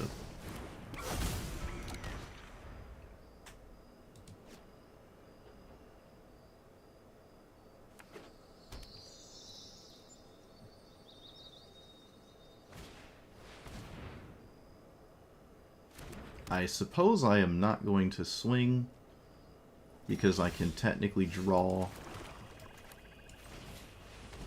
outs to get Ragavan in there. No, but I should swing because my opponent gets to use that minister. Yeah, we should swing, absolutely. I don't want them to repeatedly be able to use those. That wouldn't really make a lot of sense.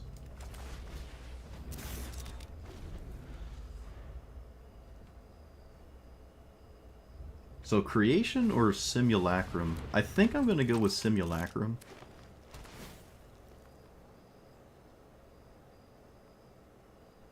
Creation can get Paradox Engine. The sooner you play it, the better if they have counter spells. This is something I would obviously not want to get countered. Alright, we'll just cast this. Okay, Paradox Engine it is yet again.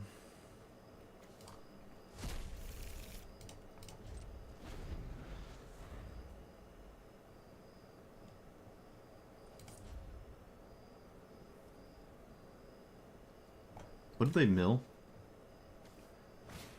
Overflowing well, sure. Alright, army of 1/1s. Candy Trail, what? Cast Darkness? Yeah. Oh, I mean, I guess. That would be funny.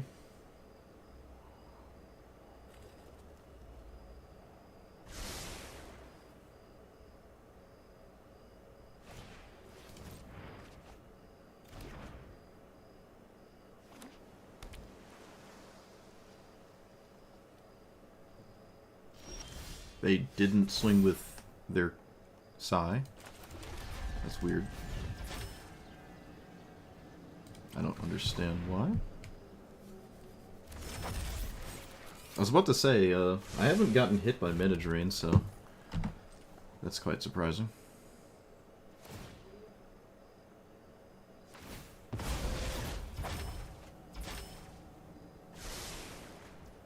Okay, so we can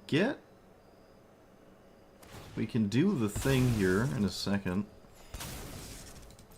I gotta just shift enter. I don't know why it's like hoping I draw a lightning bolt or something. It's not realistic.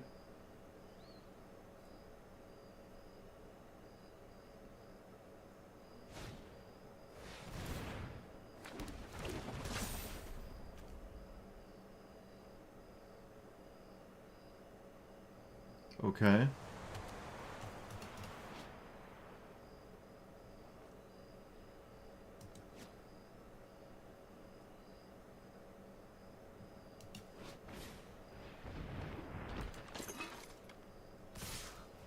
Alright, they swing this turn.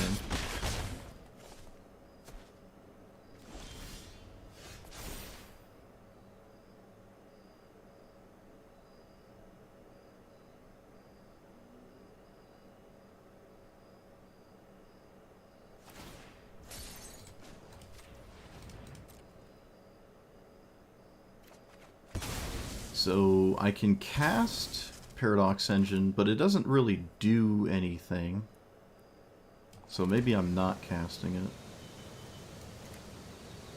It would be the only thing I have in play. That would be a little weird, I feel.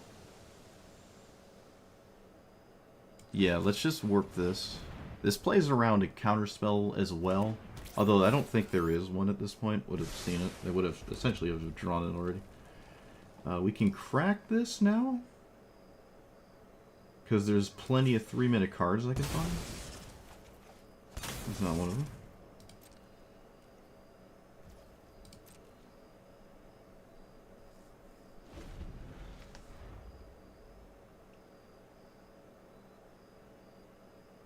I'm also not just dead or anything.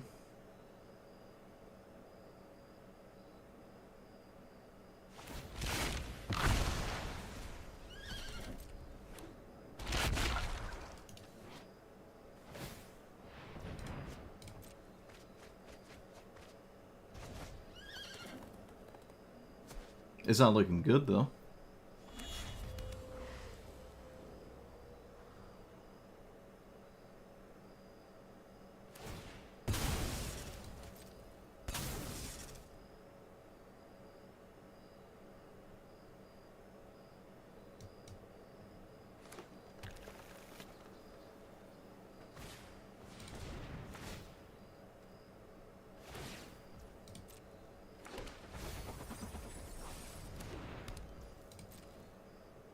If they ever find Urza, we're kind of screwed. You can still swing at me. Oh, there you go. No, you can swing with the... Okay, they're playing around a burn spell, I guess. Which is fair. I suppose the damage is irrelevant, so you might as well.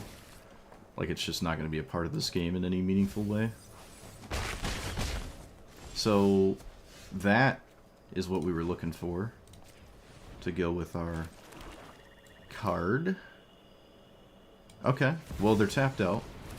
They could technically have Flare, I guess. I think we win now. Because of the...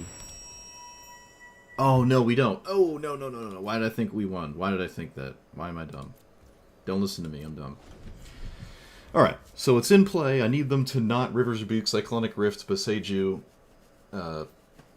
Kogla Haste, extra turn spam, combo. I need them to essentially have 6 lands in hand. That's what I'm getting at. I'm going to shift enter. Alright, the frog is a leapin'. The discounts are a flowin'.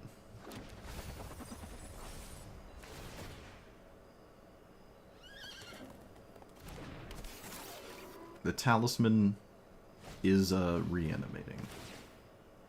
All of this is either good or it isn't. Okay. Sure, Still haven't seen any counterspell. Alright, they mill some cards. Okay. They're croaking.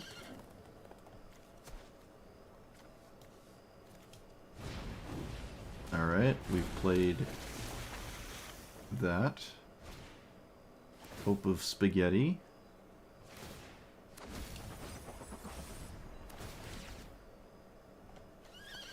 Edgar. Vidalcan Spaghetti Mage. Oh, come on. They found a Mox. Come on. Come on. You've got to be kidding me. Come on. Let's them keep going.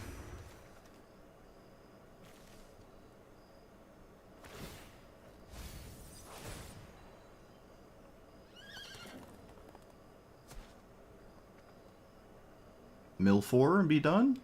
Please? Mill 4 and be done? Come on! Come on! I can't get anything! I just can't get anything in this game, bro. Okay, the world might not be over. I don't think the world's ending. I can... The One Ring to not die for a turn. So, Derevi... Okay, everyone calm down. Nobody freak out. Derevi. This. That. Okay. Things are happening. We can play no land yet. We can play the One Ring and win. We did it. We did it. I thought we were screwed, but we're not. Yes! That's nuts. Oh, alright, well... I was getting more and more upset as they did more and more things with less and less mana, but we actually got through it all, which is kind of crazy. Hey, look at that! I actually beat a brony. I actually beat one. Every time someone has a My Little Pony avatar, they just win. I don't know what it is. Maybe Wizards just has a lot of bronies in the office. Probably. So they just give them, like, deck shuffling advantage. But, man. We've broken the curse. I beat a brony. Who actually had... stuff like this is pretty deep in it to win as well. Wow. Alright. Sometimes that happens. Sometimes that happens. Sometimes you just get there through what felt like all of the things that make you not get there. To be fair, I think I got too scared at the Boseiju. Duretti was a solution that I wasn't on my prefrontal cortex. at the time there. Oh, these are neat. Oof, I really like that one. Oh well. Oh well. I already bought a, what did I get? I got something recently. What was it? My unannounced purchase. I got this forest art. I finally just got it. Yeah, I got the Japanese, what set is that? The Japanese Kamigawa? Yeah, I think that's what it is. So, what is not working out so far? Turgid's not working out. That's an easy removal. Grief has oddly not done anything. Like, that's maybe not Grief's fault, though. This has been exceptionally slow for what is essentially very random cards. Maybe this could be better as a mana rock, because it just is another card that goes with Paradox Engine. I don't really care about the land it grabs most of the time, and yeah, it hasn't really worked out. I mean, it did something that game, but not really.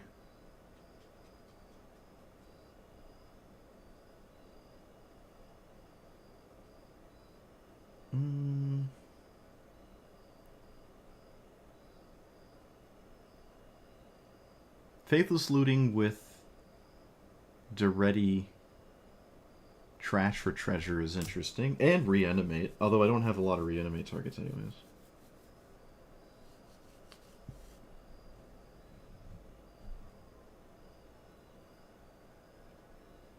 Relic of Legends only taps, what, like twice-ish?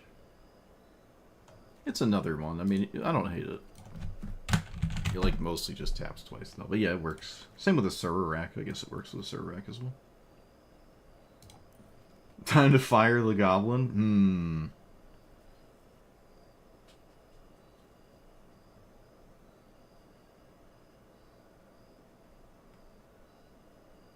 It might just be good enough, because I can mill... I can still bin Paradox Engine, and then with a tutor spell, I can tutor up a reanimate spell. Although I could just simply tutor for Paradox Engine and skip all the dumb stuff. It just doesn't reanimate anything that matters, right? It can kind of reanimate Drix. Does this hold intensity through Graveyard? Because I think it actually does, right? Doesn't this maintain intensity? It doesn't... Why am I not getting, like... How do I, like, view...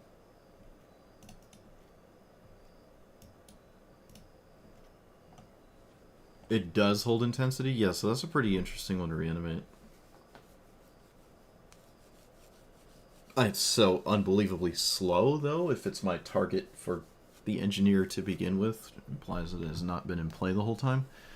But I think there's just enough going on. No, Palantir is extremely slow with Engineer. That's just very, very slow. I don't really care about that. That also requires I sack an artifact in play for something that sometimes like draws in 5 turns. I don't really like that. I would probably most likely just get Worn Power Stone every time. So I can combo with this. I don't know. Either way, it does, I think, barely just enough. I could also technically get Chromatic Star over and over. Deadly Dispute has been weird. Haven't found a lot of artifacts to sacrifice to it. It's mostly... Wait, what else makes munitions? I don't think there's really anything. No, there's just nothing. That's kind of tragic. That's kind of tragic. I don't have a lot of ways to sacrifice Ichor Wellspring. Actually, do I have any? Well, other than the Goblin, obviously. The Ready. I just don't have enough ways to sacrifice artifacts. My commander? I mean, I guess. 4 mana draw card? I don't think so. I don't think that's... That doesn't feel right. It could just straight up replace Deadly Dispute with Wellspring. Because it is an artifact. It's like Elvish Visionary that can't die.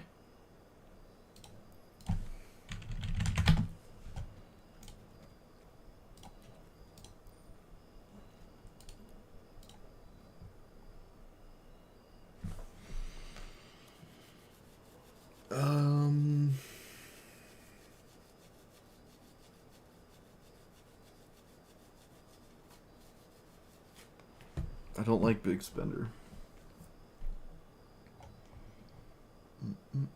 I'm not interested in sacking my artifacts. It's too much. It's too much. We're not trying to do that.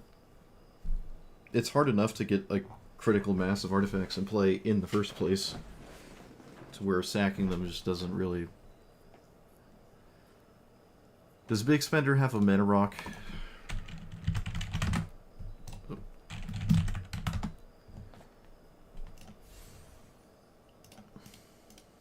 Oh wait, what was that? It does.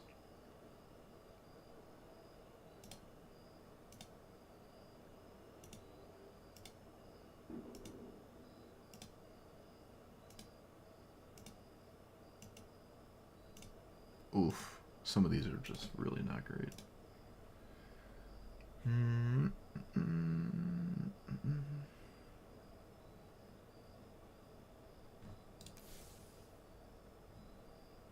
I thought about Forge. There's actually not a critical mass of colorless cards in here.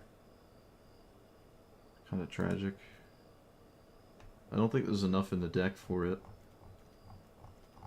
I'd probably want 10 more colorless cards to make that work. Which is possible, I guess. It just does less in this deck than Oracle of Moldiah would, and that doesn't really feel like a good situation.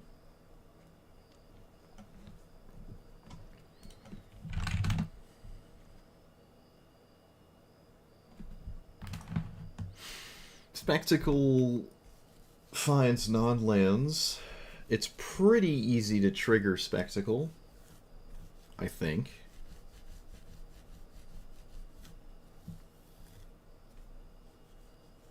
Artillery Enthusiast can discard Gilded Lotus to find Paradox Engine. What else can it do? This card is just ridiculous. I like this card. It's so funny. This is so good in Arclight Phoenix. Oh. I've never seen anyone play it before, except me. I just play this in Arclight Phoenix, and it's great. When this creature enters, yeah. So, oh wait, no. Duretti's 5 as well. Oh, Duretti, what are you doing?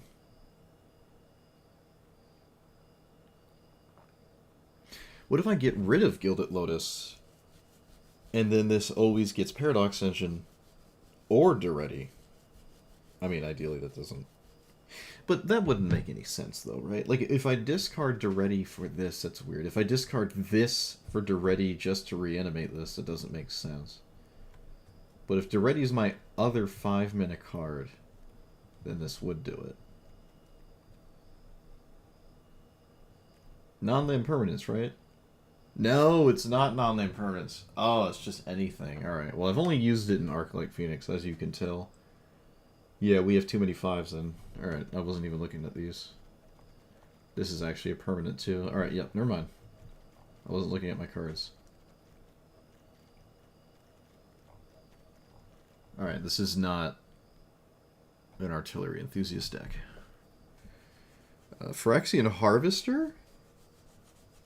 Maybe? It's quad red, that's ridiculous, actually.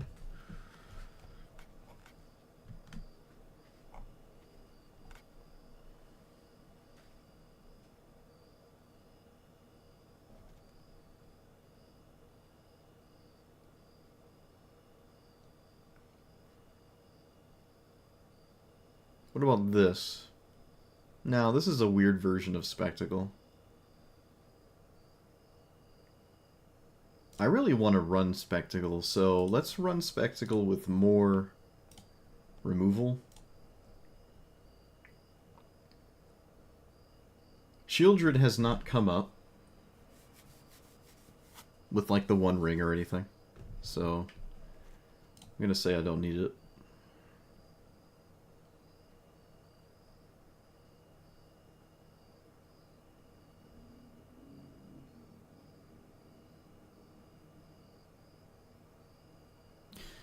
I've had my fill of Ragavan, ruining games. So you can go away.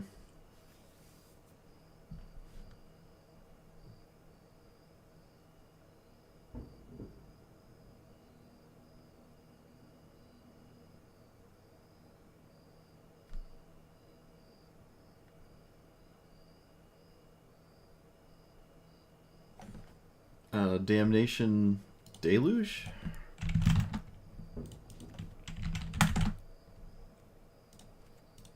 Why am I hearing massive explosions out my window? What the heck is that? That does not sound like fireworks.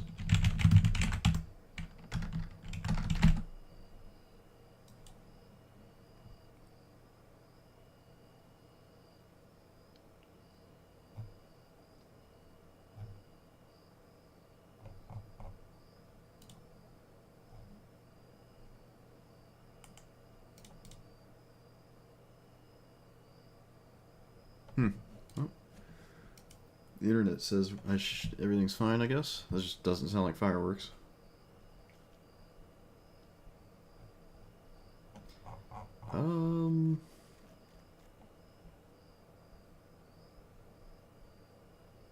What was I doing? Losing? Okay.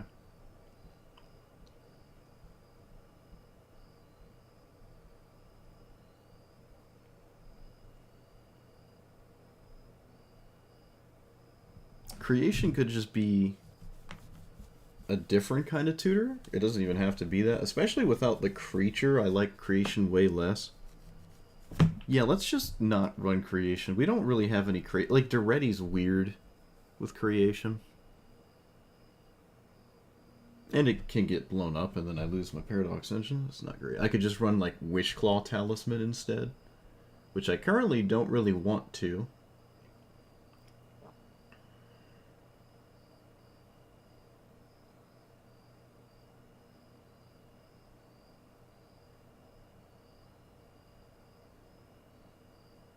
I want another removal spell. I kind of don't even want Grief anymore. I just want removal. Even if it's red removal, I think that's... Like, we could probably play a Braid. And then... What do we have multicolored? I haven't even really looked at multicolored cards. Like, whatsoever. Molten Collapse, Bedevil... K-Command. Yeah, alright. Love this card. What else do we got going on? Dreadbore.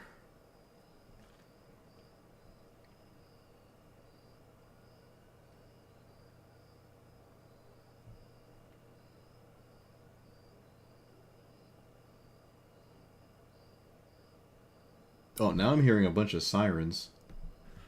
A Surarak with Ominous Traveler? Yeah, I mean, that also just combos, right? With 2 mana? No, you still need a minimum of 3 for all of the potential hits that the draft can pull, I think. Spellbook, whatever.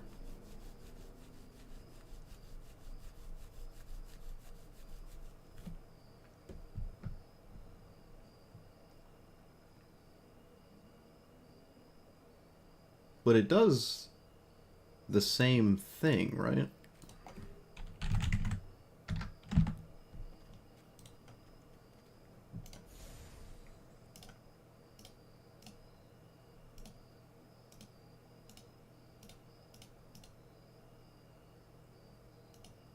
It does the same thing. The same thing.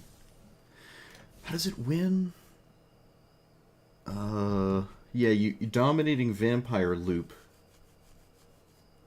to give like stuff haste and it's so slow. It's so slow, but it actually works. I kind of forgot about that one. Crab Abomination is close to actually working too, but the problem with Crab Abomination is it has a tendency to hit really bad things from my opponent's side.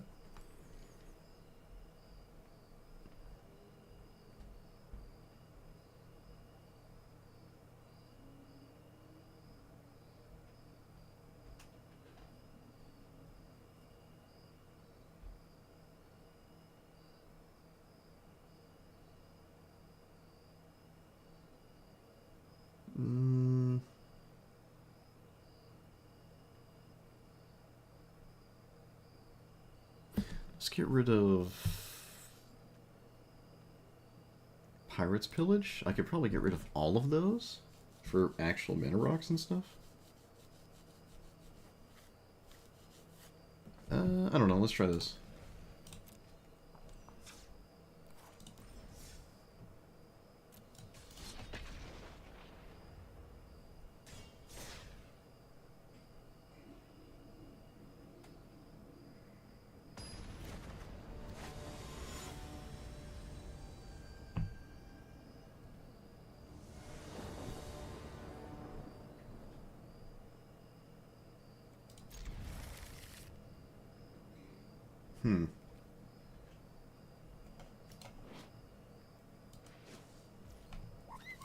Maybe tokens are artifacts.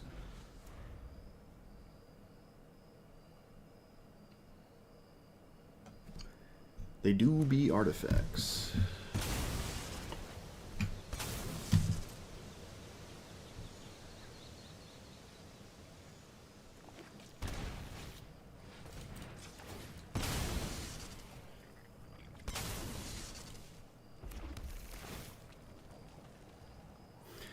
That is a card, it's just really slow.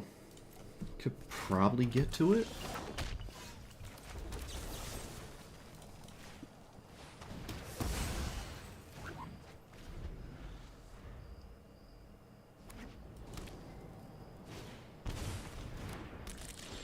Land enters, random land gets the random text. Alright, I played that card, so I shall play this one.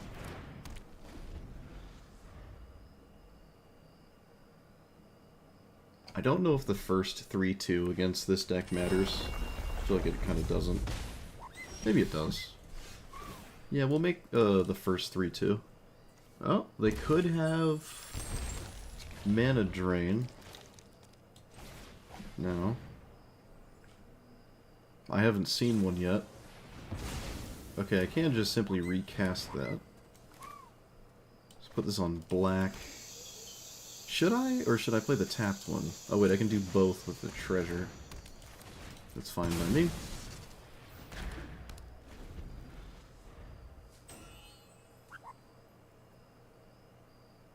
Man, it sucks that mana drain just ruins like everything ever. It's so disappointing.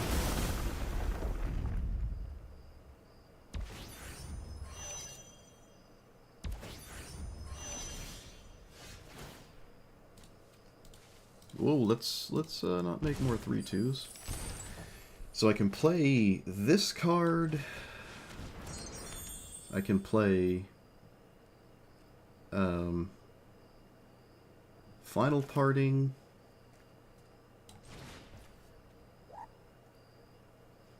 I can put Engine. My hand. Buried Treasure in the Graveyard because it's funny. And then Artifact Land. And we can swing for 3, but it doesn't matter. So I will not swing for 3, so I take 1 less damage. Because my opponent's life total doesn't really matter. And mine most assuredly does.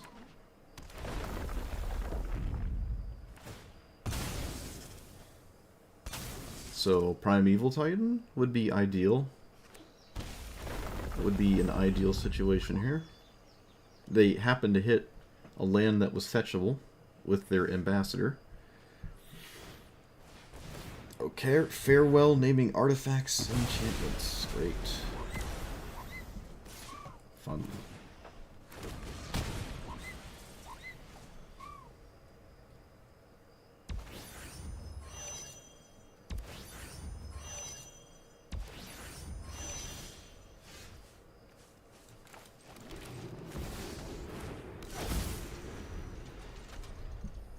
Just gonna play it to see what my opponent had in their hand that would have answered it anyways. Let's find out.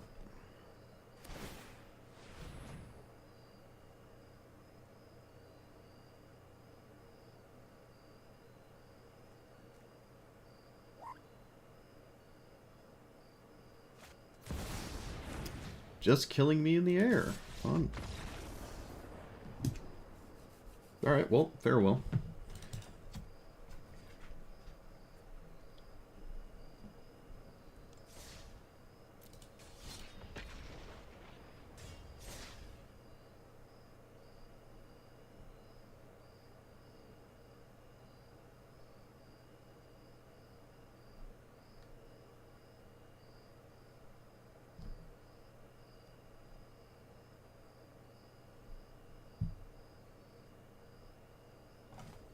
If I didn't worry about...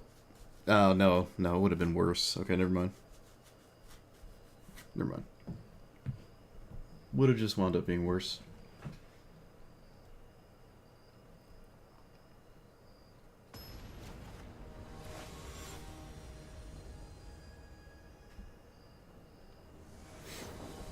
I don't have a good answer to stick finger combo. Wait, is this it? Creature card from a graveyard. So Cruelty of Gix is kind of an answer to the combo. So is this, I think. Alright, looks like they have a discard spell, though. They're gonna probably take the removal spell, leave me with the oh, wait, what's this? Now it could be a ramp spell. Wait, what? Okay, so they cast their commander turn 1, but that doesn't quite work without specifically reanimate victimize, which would make this one of the most insane opening hands I've ever seen in my life. Sure. They did not heist it. There's not really much of a reason to.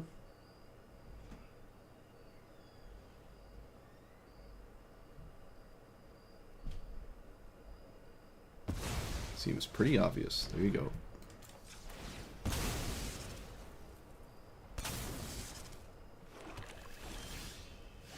That doesn't do anything, so dead this turn if they have it. It has to be Zombify now.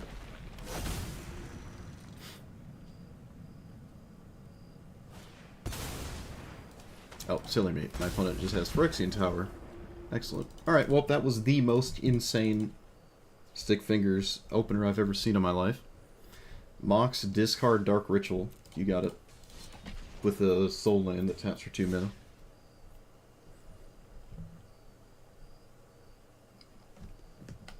Yep, they had the Mox, they had Dark Ritual, they had the Reanimate spell, and they also had a land that taps for 2.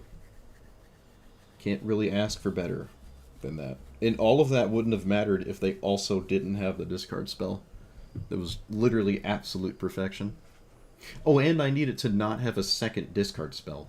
Or a second removal spell. I needed to just not have another one.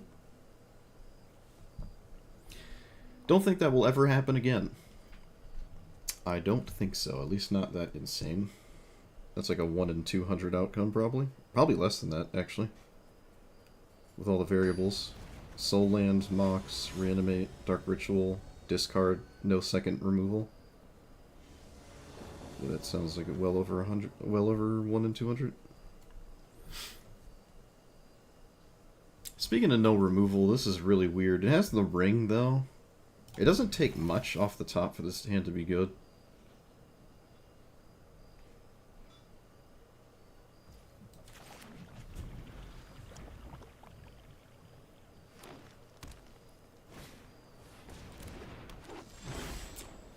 Well, guess I'll just stop everything so I don't lose the game.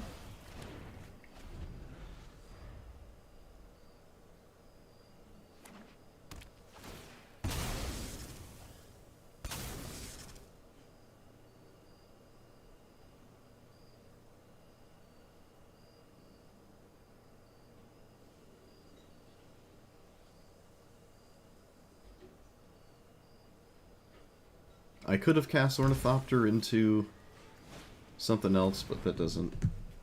Alright, looks like I wasn't stopping it anyways. Excellent. Let's play this one. Like, if I take a turn off, it's not... If my opponent casts a Cultivate effect on turn 2, the game's over. I'm not winning that.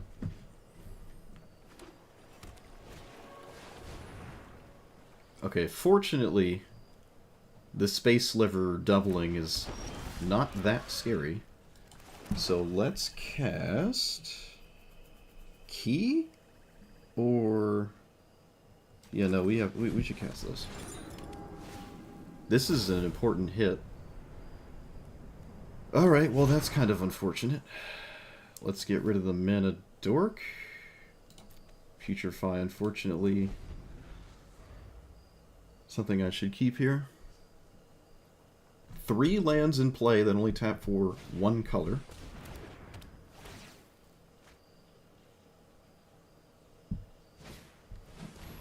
And that's just a Leeching Sliver.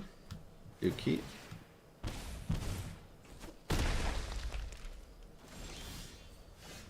That is interesting. Don't think I'm ready to play the One Ring.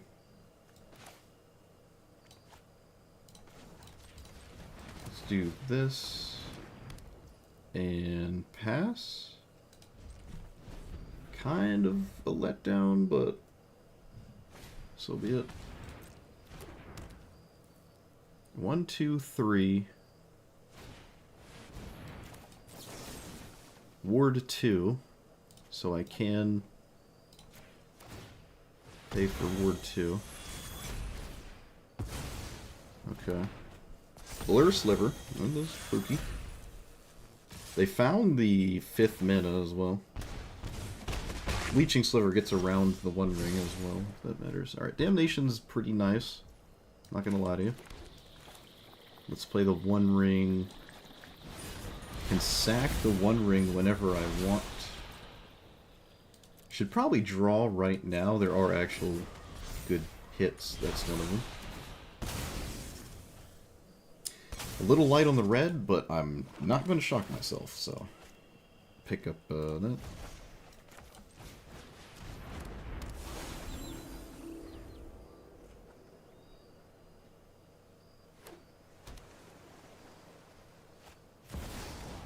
Alright, we take 3.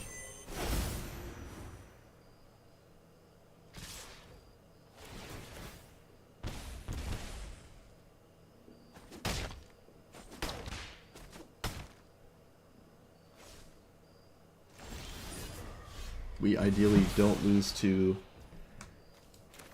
something that's... Why is it...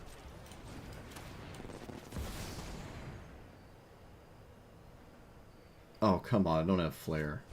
Okay, that's fine. That's what I was thinking about. I don't really care about that. It just effectively draws a card. Sort of, I mean... Not even, like, 1-to-1. Let's draw... With this? Should probably play this before I cannot play it. Alright.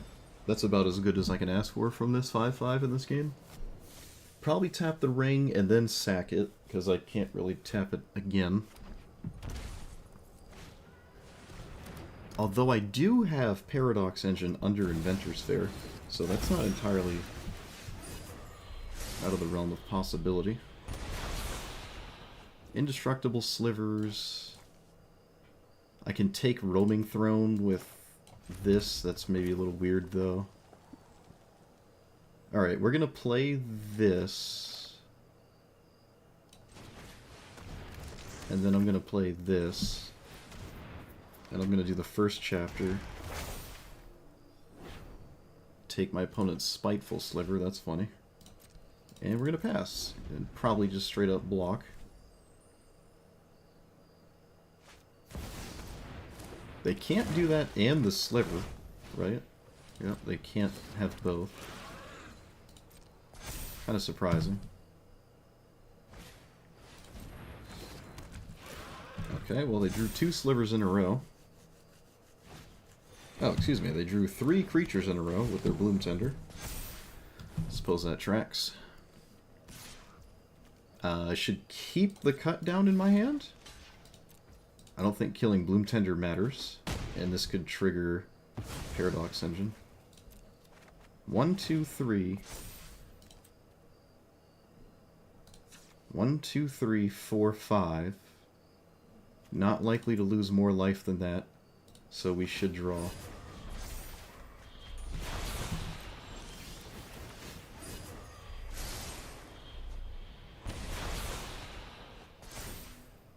So I think we win.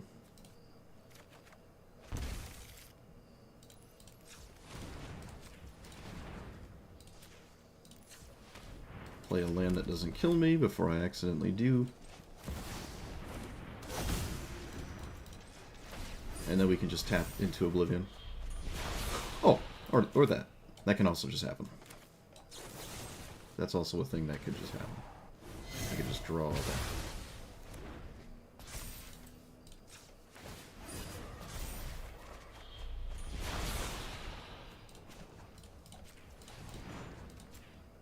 Alright, let's just play one more Mana Rock, and then I'll just start hitting the double Q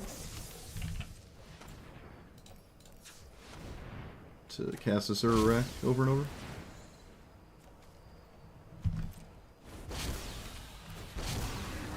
Pick it up.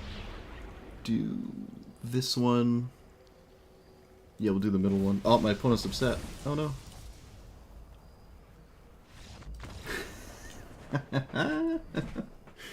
Oh, your slivers didn't get there, opponent? What's wrong? You got so close. You got so close. Well, if I didn't kill your Deathrite Shaman, I'm at 4. I might have lost this. Because the mana on turn 2 probably would have pushed them over the finish line, so it was definitely the most important card played the entire game between the two of us. And it wasn't good enough. Get wrecked. Get schmieded.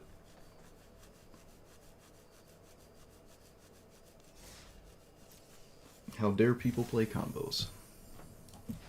Actually, the Sliver kind of struggles really severely against Val, doesn't it? I feel like the Val matchup for the Space Sliver is a complete nightmare. You have to forego your entire strategy so they don't do their thing, because you don't really have any... Like, none of the Slivers interact with it.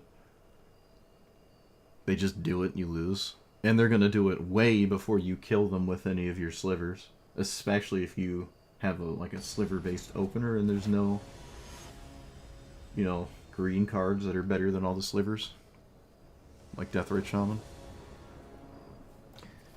So this is kind of like Stick Finger, except it isn't. I really wish I had some kind of Graveyard Hate, but, well, it being good every 2.5 hours is probably not a good idea. This is fine. Oh, is this fine? It's fine enough.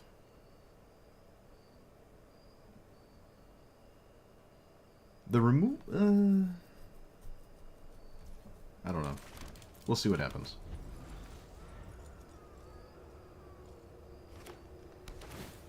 Alright, good first turn there. No 1 into 3 shenanigans. Let's get this into play to remove something. This early, I could bin... no, this early we should probably bin something that's castable.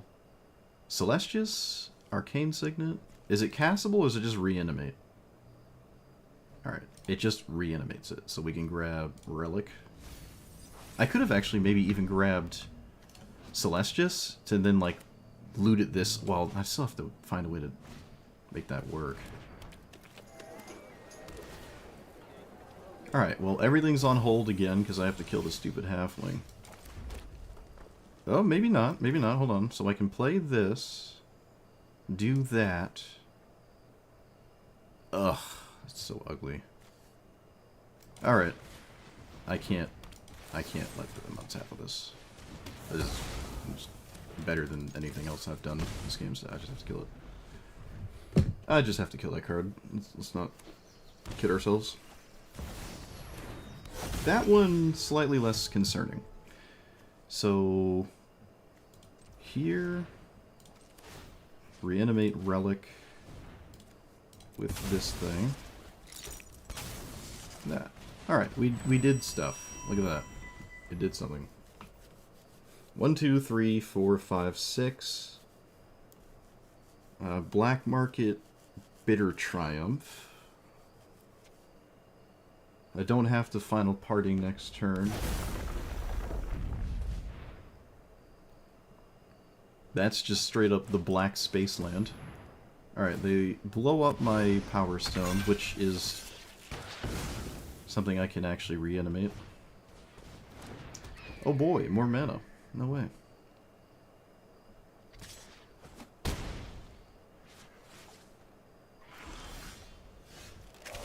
Let's play you. Let's actually do that. And then pass?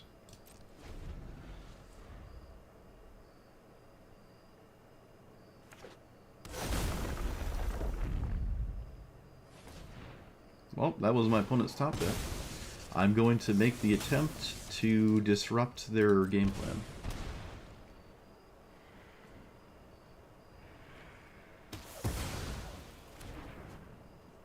Maybe the floating mana, like they needed an additional mana to do something.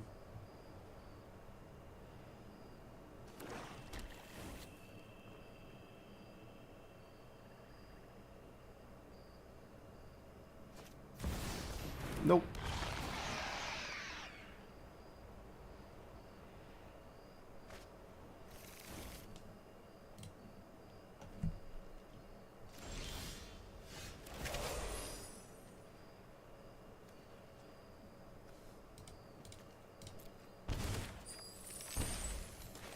So, Commander, maybe?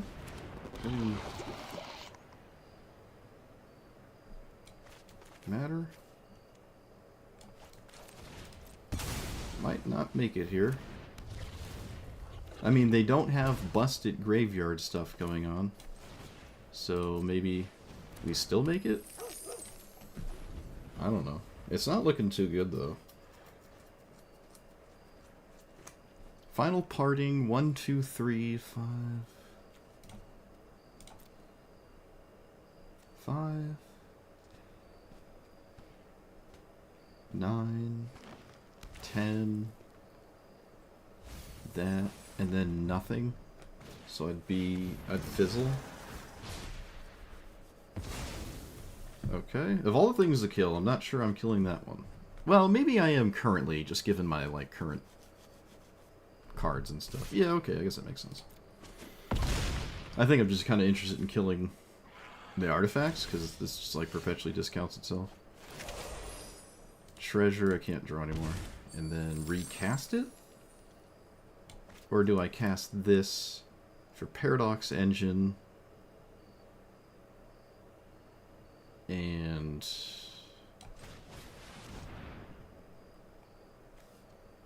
something in the graveyard for my thing? Oh, that's not even a good thing in the grave to put in the graveyard, I guess that.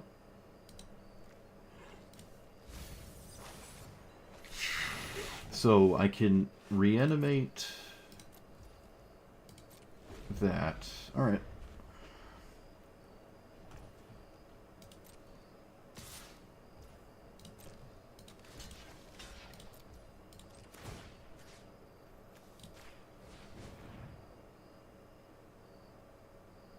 I can't tap the Mirror Convert. So I might as well sack it.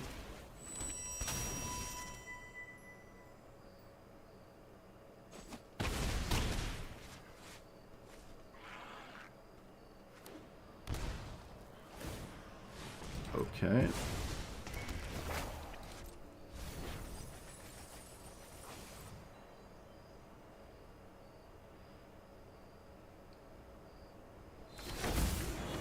Okay.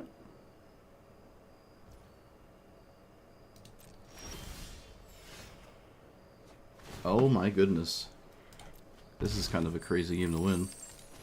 If that is in fact what's happening. I can't cast my commander. So... You... Oh shoot. Yeah, I don't know what I'm doing actually. So we cast... Black... Red... That... Leave up the Inventor's Fair.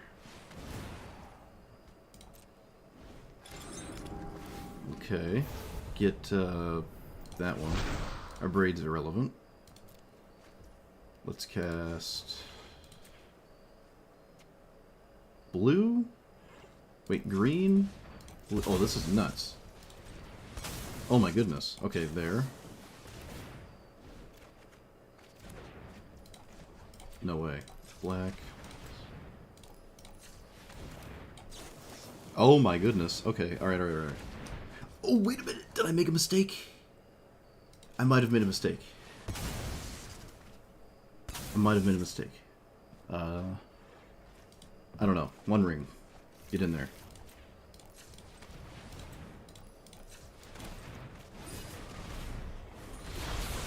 I will tap it.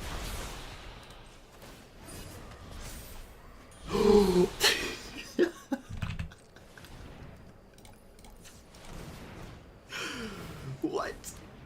Oh no. Oh no.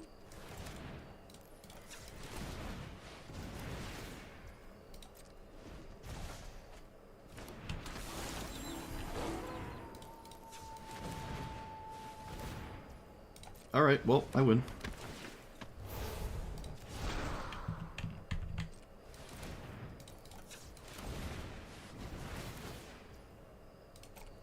I can also tap the one ring and draw as well.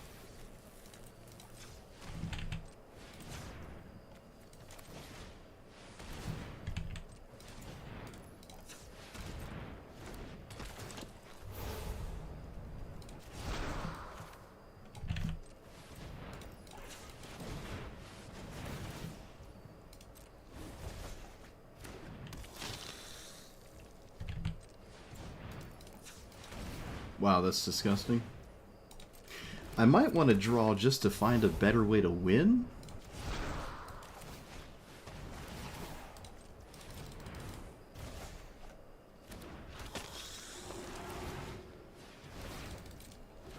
I can also start being faster.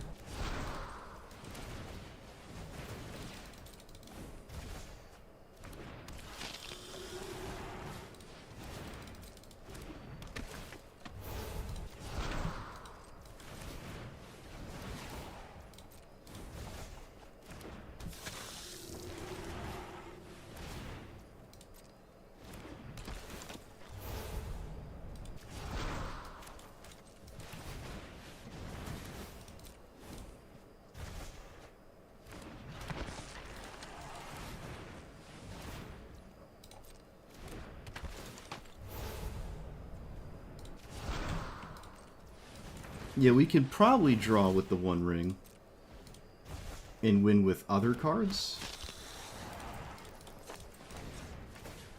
Like, I can just look for a server rack through all of this.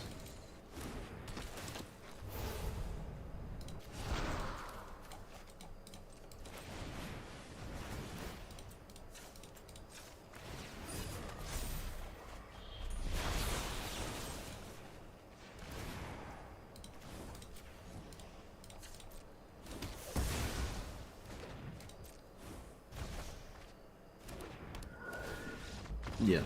Alright. That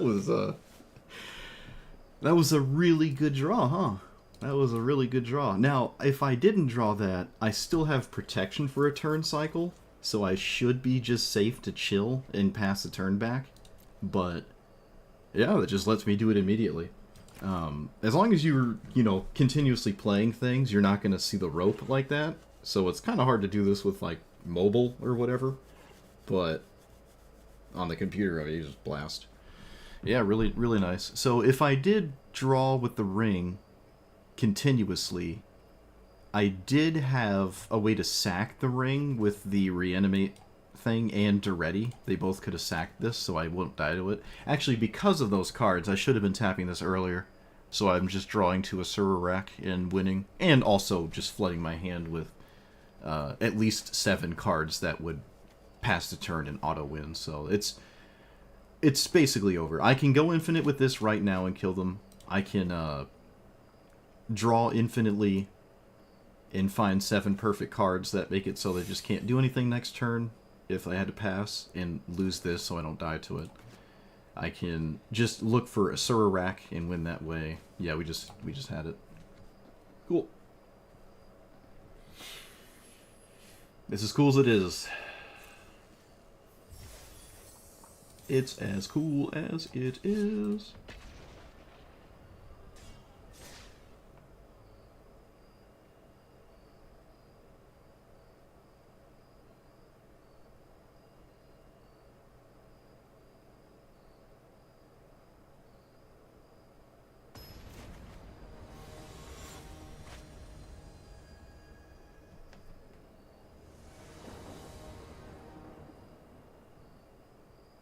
Well, either this is good or it isn't.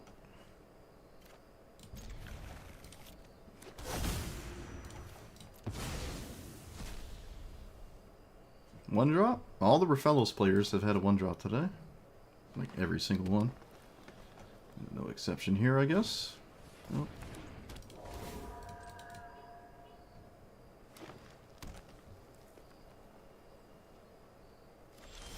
Looks like they have another card that's castable too. Which, of course I do. It's probably a Mox.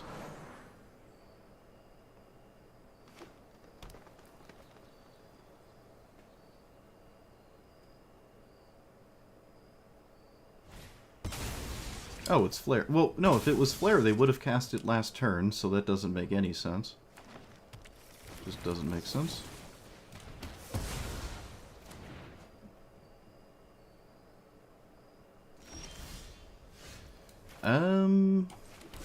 Okay, command it is.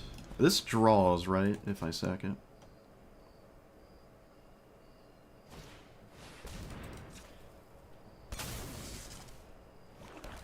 I feel like I'm just playing against Azusa, but like way worse.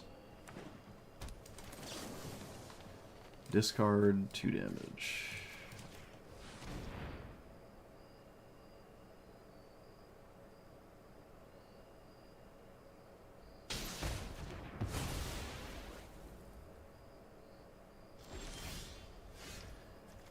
Big score is interesting. I guess I'll pass.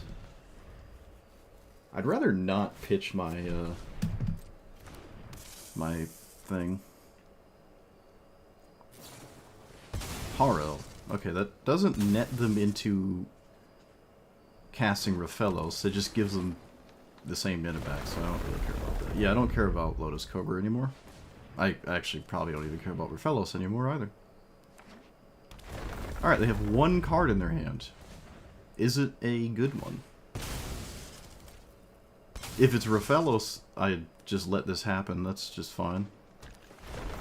There's only 1 card in their hand. World Breaker. Oh, excellent. Excellent, excellent, excellent.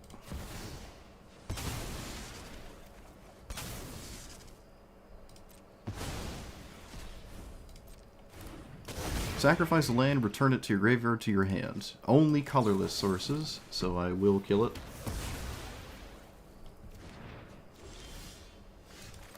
Oh, I lost my red source. Alright, well, playing this.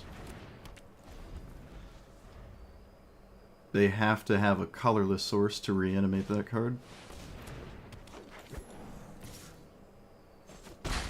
I mean, their top decks are vastly superior to mine. Look at that. Fun. That was an enjoyable game. Oh, if it was Azusa, I would have lost 3 turns earlier, because Azusa would have just done the thing instead. So, I think when it comes to a direct comparison, like with Azusa and Rofellos, I think Azusa's just better in every single way, because, like, most of the games, you can't expect to really untap with it, and you can just play Azusa where it leaves behind the value, and all the Rofellos players still apparently play 1-drops. So, like, why are you not just playing Azusa? I think Azusa's just way better. It also has the added benefit of strip mine spamming. Pyrite Spellbomb has been pretty neat, though. Every time I see Gemstone Caverns, I get confused. I'm like, how did they do that? I forget. I forget what it does. Alright, Gemstone Caverns into Ancient Tomb. Turn 1, Black Market Connections. Amazing. There's nothing I can do. Yay. Alright, well. Welcome to Historic Brawl, I guess. Where you just can't get away with anything ever. This 28 mana turn 2. My hand is irrelevant.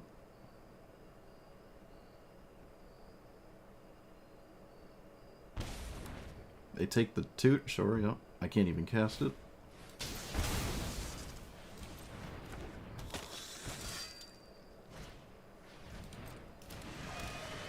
When it dies, conjure a card named Argyle's Bloodfast into play. Okay, well, I'm going to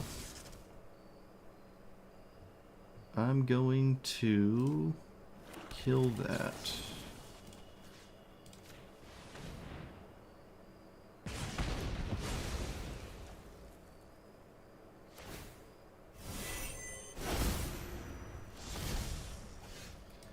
Let's play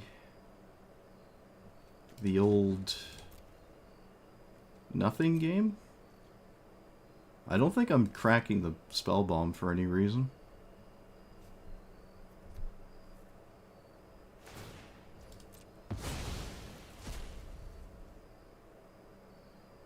Not sure why they just did that, but that's what they did, sure.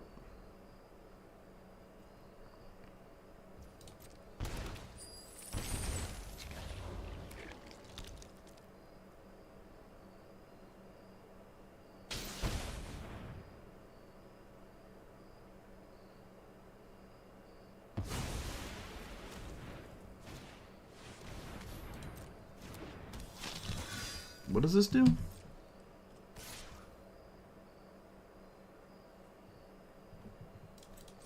Okay.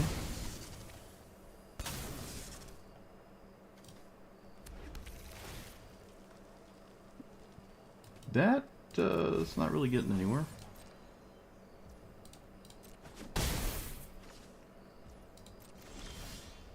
That's also not getting anywhere.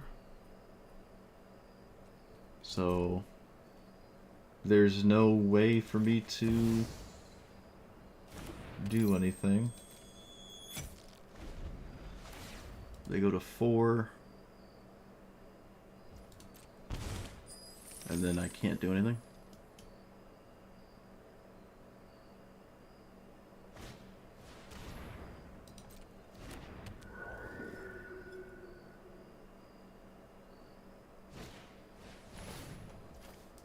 Cool.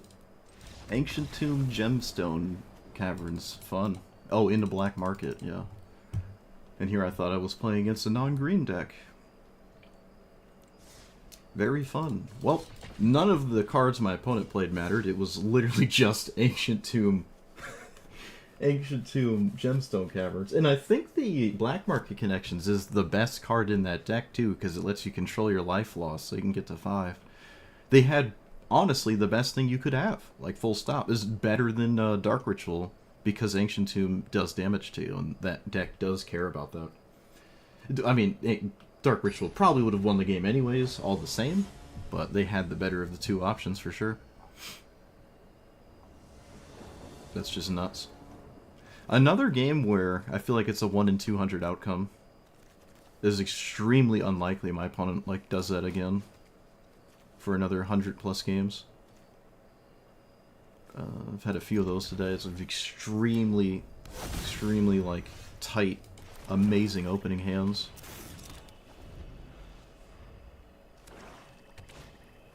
Okay, to be fair, I could have started with the Drix Interlacer. Don't remind me. Could have started with that.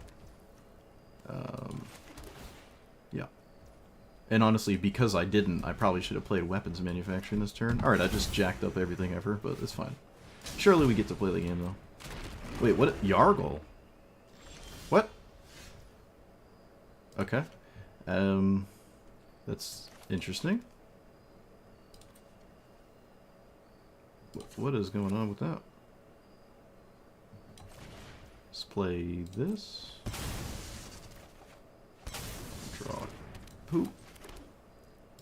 I can only draw one. Wait, no, it's rounded down, right?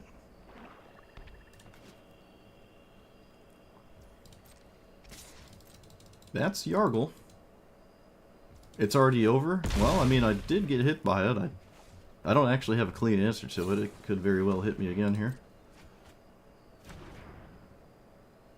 It does two-shot me. It would be an incredibly embarrassing situation to get blasted by Yargle, but anything's possible.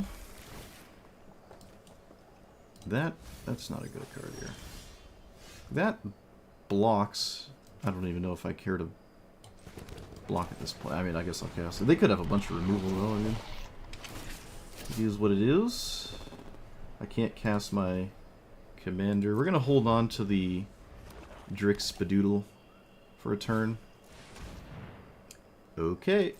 I'm getting hit by Yargle twice. I probably... Well, now, I mean, there's nothing I can do about that. What does that do? Does that do anything? No, not really.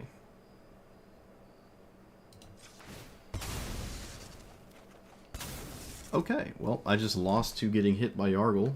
Unless maybe this does something?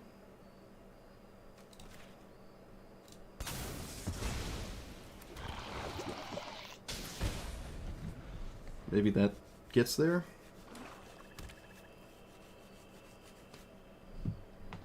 Or we just have two removal spells?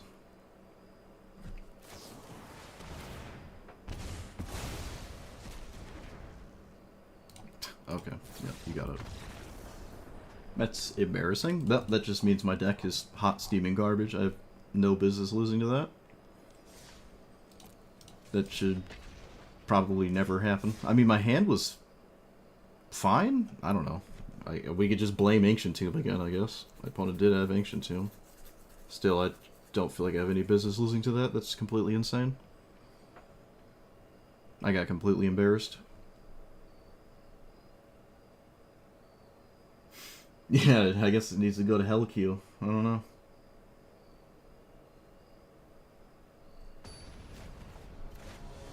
That's ridiculous. I've never played against Yargle before, and I just got trampled by it.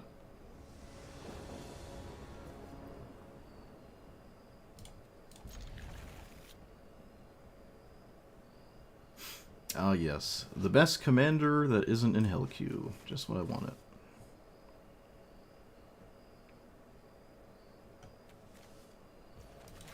Can't wait.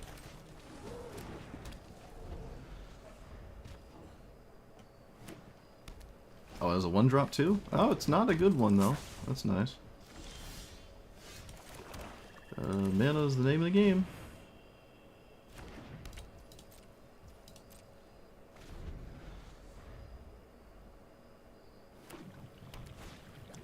Oh, there's a good one. Excellent.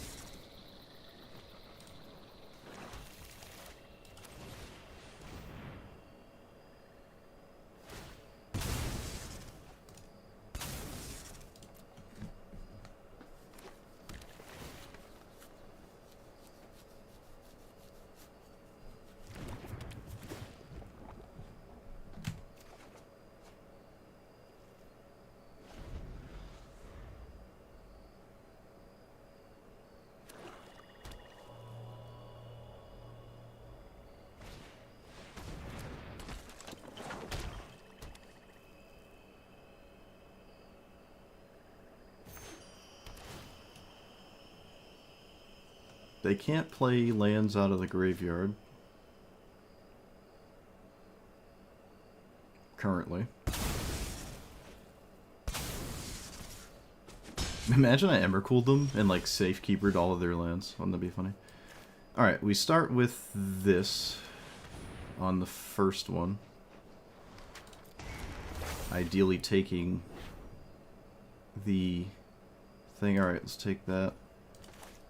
Let us pass. So there's currently no way to reanimate lands. It's just Gitrog monster, stare at your opponent. Come on! Come on, you've got to be kidding. That is actually the best card to top deck. Like, that's the best card. That is the best card in your deck right there. Wow. Oh, yep. Crystal Mill. Fatal Push, because why would you draw a bad card? Not really Golden Mill. It's absolutely disgusting. Has completely turned it back around. Now I'm just losing again. Even through Damnation, I'm just now losing again. Ridiculous. This has happened all day today. My opponents have had just the Omega tier nuts. Like all day today. I've been bumping into this. It was like I mean, at least it wasn't a 1 in 200. It was just a 1 in 90, I guess.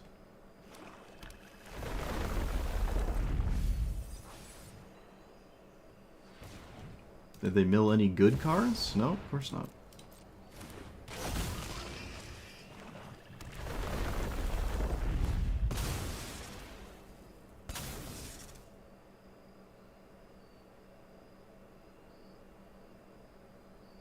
It's actually ridiculous.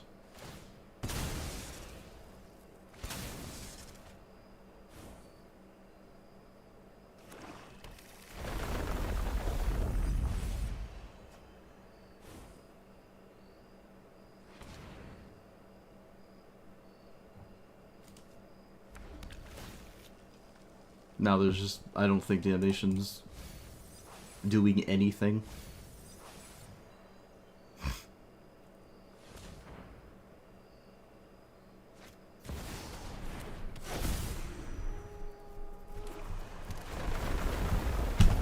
Alright, you got it. Unbelievable. Right off the top.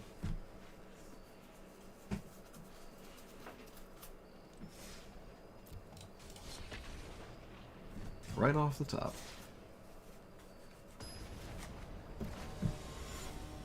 It also mills perfectly too, right? It starts milling lands when they cast your drug monster, just to make sure my opponent doesn't run out of cards.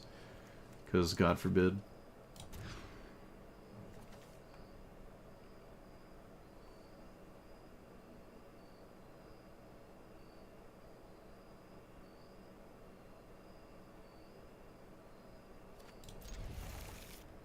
I can leave whatever up. This is another commander today, has had a 1 mana card every single time. This one doesn't need one as bad, but I can say that about Rafellos, and they still play them, so. And there it is. Yep, what do you do? Shouldn't kill that. It has nothing to do with the combo, and I guess I'm just hyper fixated on the combo. Probably at my own detriment. Look at that. 1 into 3. Excellent. Well, we can Toxic Deluge now. That doesn't really... No, I'm just going to cast those.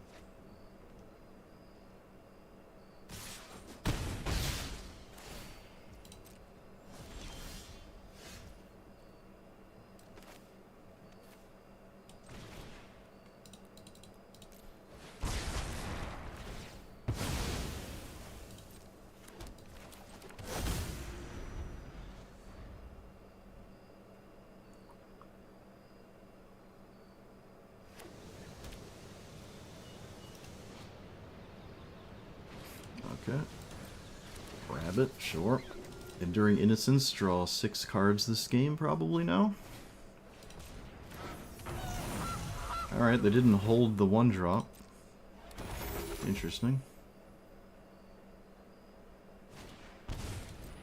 Okay. Another 1-drop. That one doesn't really do much here, though. I mean, neither does this one. Other than the combo.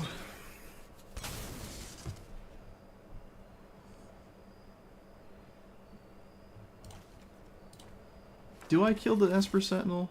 Nah. I should probably get rid of Kolagon's command.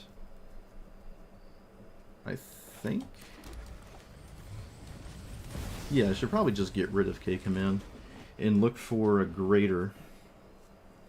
I know K-Command does attack the combo, but like it's a lot of mana, and I don't really care about both options. Really, only one of them's ideal. Yeah, we'll just get rid of that one. These two are way more valuable.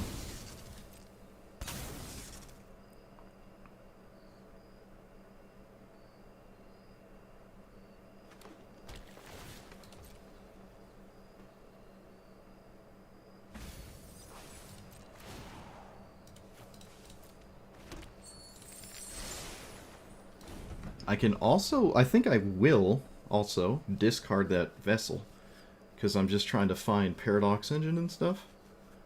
And there's not a ton of things in my deck that are greater than 4. A lot of them actually just find Paradox Engine on their own. Alright, so they find the combo piece, but it doesn't win without their commander in play, so there's that. Can they cast their commander? Currently they cannot. They bend a land, so I'm going to assume they, in fact, have a land. Oh, there it is.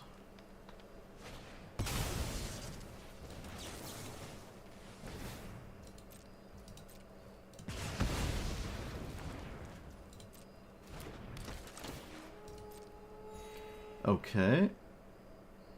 Yeah, just pass. Not gonna do anything.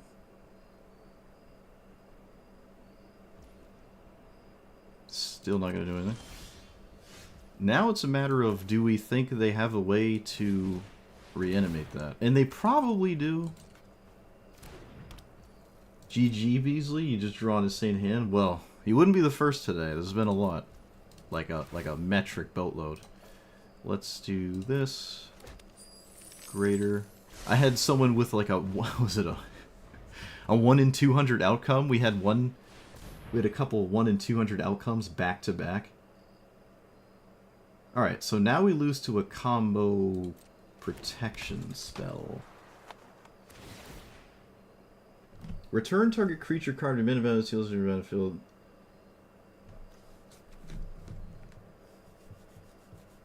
Okay. So do you have the combo in some other way? Can we not have everything for once, please? Just one time. Thank you. They didn't have it that time.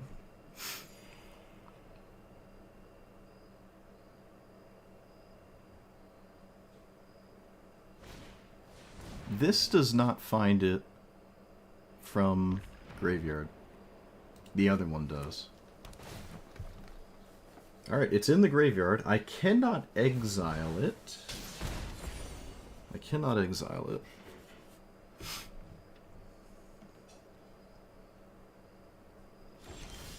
I don't understand why they didn't attack me, but you got it. I can cast Duretti, pick up the Firemind Vessel, and still cast my commander. Let's sack the treasure token. Cast. Let's save the artifact in play for the sake of it. Alright, anything that. Come on, game! Oh my goodness. Removal? Oh my goodness. You've got to be kidding me. Alright, surely there's no third attempt 3 turns in a row. Of course there is. Yep, of course there is.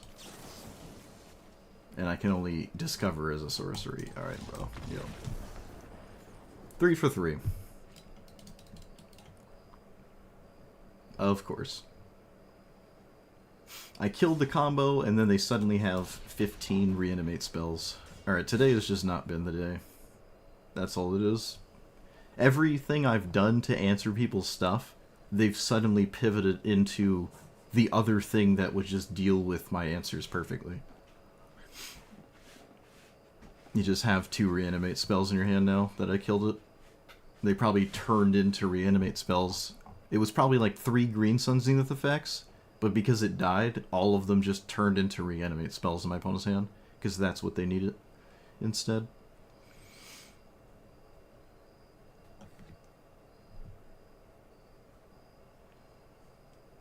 It has not been a good day. And it doesn't help that my commander is not really like that great compared to what we've been playing against. Like, I'm not playing a typical thing.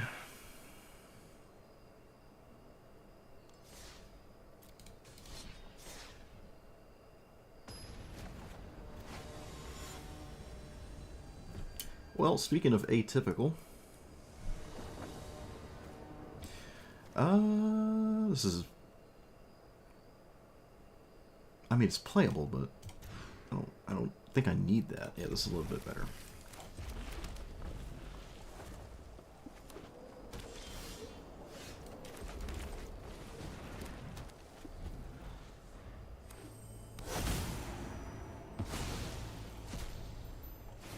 What did they put under that? Kozilek? Okay. Let's play you. It's a pretty straightforward game, I guess. Oh, they have the best card in their entire deck. Fascinating. Let's play our commander? I wonder if I'm supposed to play the One Ring right now. I think so. Maybe I shouldn't even play my commander until after they steal my turn. That might have merit. That might have merit.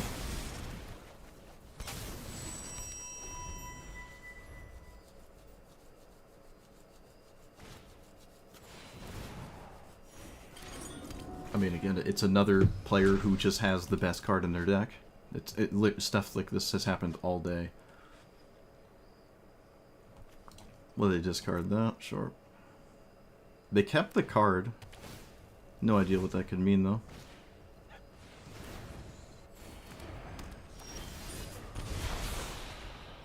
Well, that's not doing much.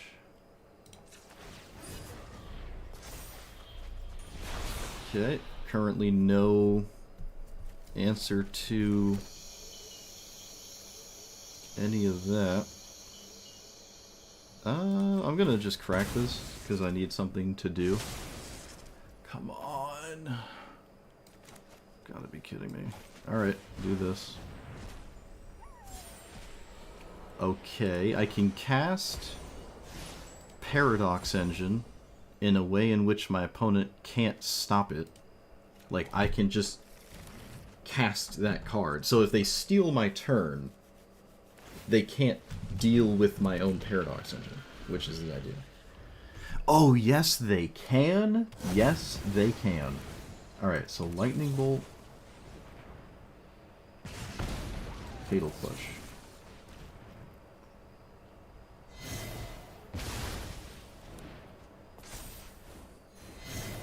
And now... 1, 2, 3... Oh, Toxic Deluge. I forgot.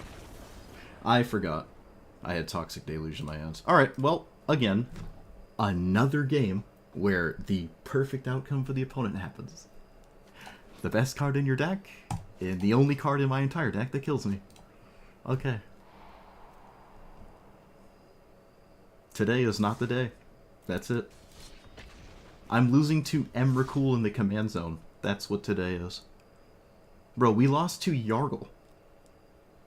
We lost to literal Yargle, a 9-3 with no text on it.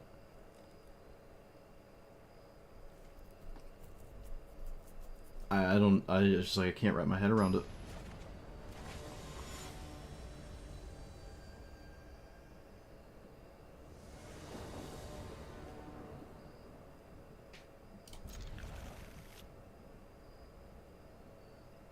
I wouldn't even say this deck is as bad as I've been representing it. I mean, I don't know what I'm supposed to do. My opponent has Forsaken Monument and steals my turn, and I have the only card that makes me lose. Like, I don't know. I'm doing my best. Rakdos Signet, I guess, has text on it.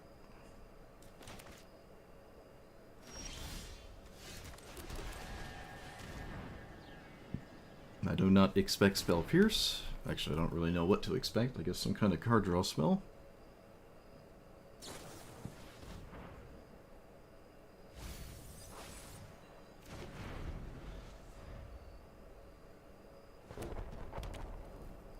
I have not played Fable the Mirror Breaker yet. Oddly enough.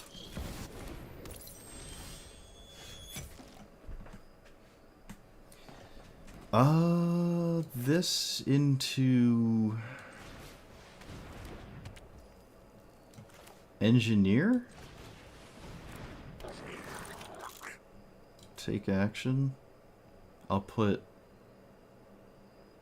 Power Stone in the graveyard, because it's a nice thing to reanimate with the Mind Stone or something.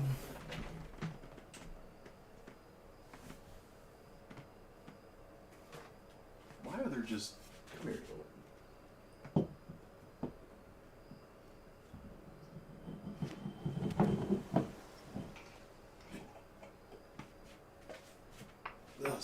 There we go.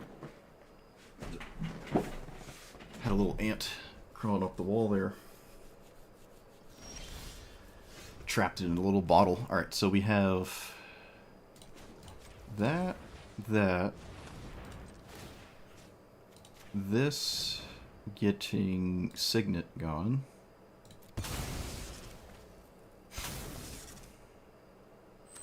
And then Fatal Push?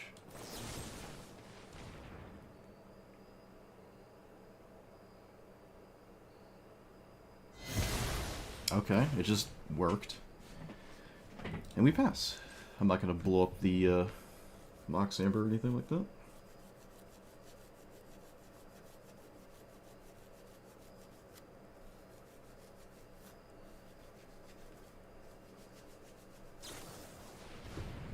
Fairy Spaghetti Mind. Does that matter? I think so. I'm interested in killing it. There might not be a lot of creatures in this deck, and it could just be a good idea to not have them stick one of the really good ones. And that one is really good against my commander, so... I have a bunch of mana, and I survive mana drain here. I haven't seen a mana drain today, so I am overdue for a mana drain.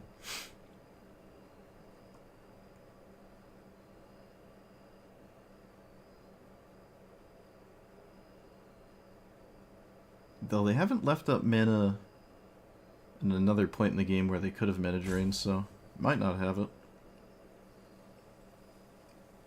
Might not have anything. It could just be Demolition Field. Okay, that is the case. Can sack the... No, that doesn't make sense. I'm okay with swinging. Although I don't really... Yeah, let's just swing. I'm not very likely to have that do anything. Yeah, let's just swing with it. I can start sacking treasures for, like, signets and stuff. I can loot the Mind Stone repeatedly with treasure tokens. Alright, they're just over it. No counter spells. That's kind of weird. Huh. No counter spells at all. Wow. Well, it was the right choice to kill that. Interesting game. Alright, I'm done with this. I'm over it. I feel like I'm not really going to get... I don't know. Okay, so this is pretty reliable at getting to the combo. There's a lot of ways to tutor for it and whatnot, so you can pretty reasonably do this. I did have a lot of clunky hands, or shouldn't say a lot, but I had a notable amount of kind of clunky hands. And all the mana rocks ramping into my commander, which is also discounted by the mana rock itself, it means I can really just cast my commander whenever I want, and you can kind of spam it. I never had a situation where I was spamming it. Sweepers let me kind of ignore my opponent a bit more than I was already, but I'm not sure. If I try this commander again, I would like to do what I see everyone else ever do, which is 1 mana, 2 mana, 3 mana creature, and then you just cast this and you're just applying a bunch of pressure with a bunch of creatures and all that jazz, and just Rakdos beatdowns. There's 55 commanders that just do the Rakdos beatdown thing. I don't think this one is particularly standoutish. You have to play significantly weaker creatures for this to get discounted in a Rakdos beatdown thing, as opposed to the other Rakdos beatdown commanders, of which, again, there's like 10 that can play much more powerful creatures that don't need to be artifacts for this to, your command zone to matter as much. But I will say there were a significantly above average games that I played where my opponent had the most amazing thing of all time.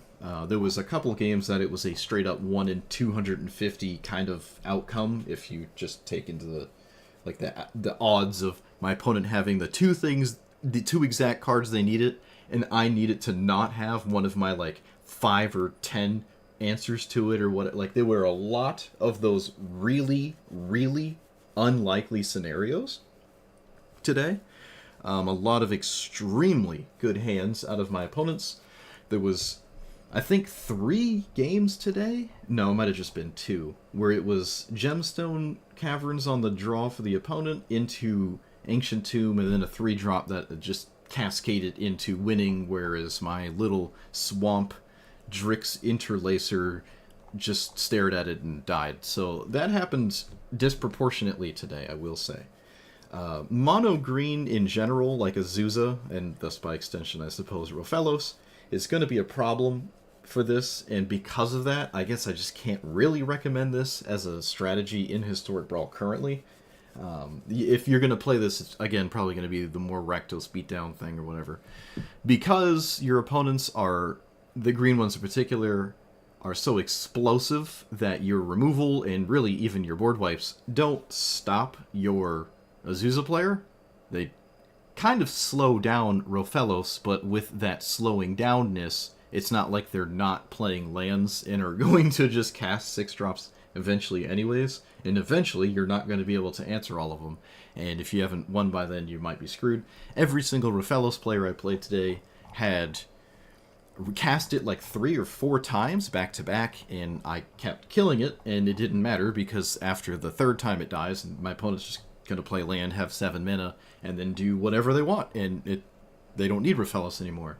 And I bought a bunch of time, but that time was spent tapping out, killing Rofellos, right? And even if it wasn't, let's say I could kill it with Arcane Signet came with a shock or something insane, and I kept doing that.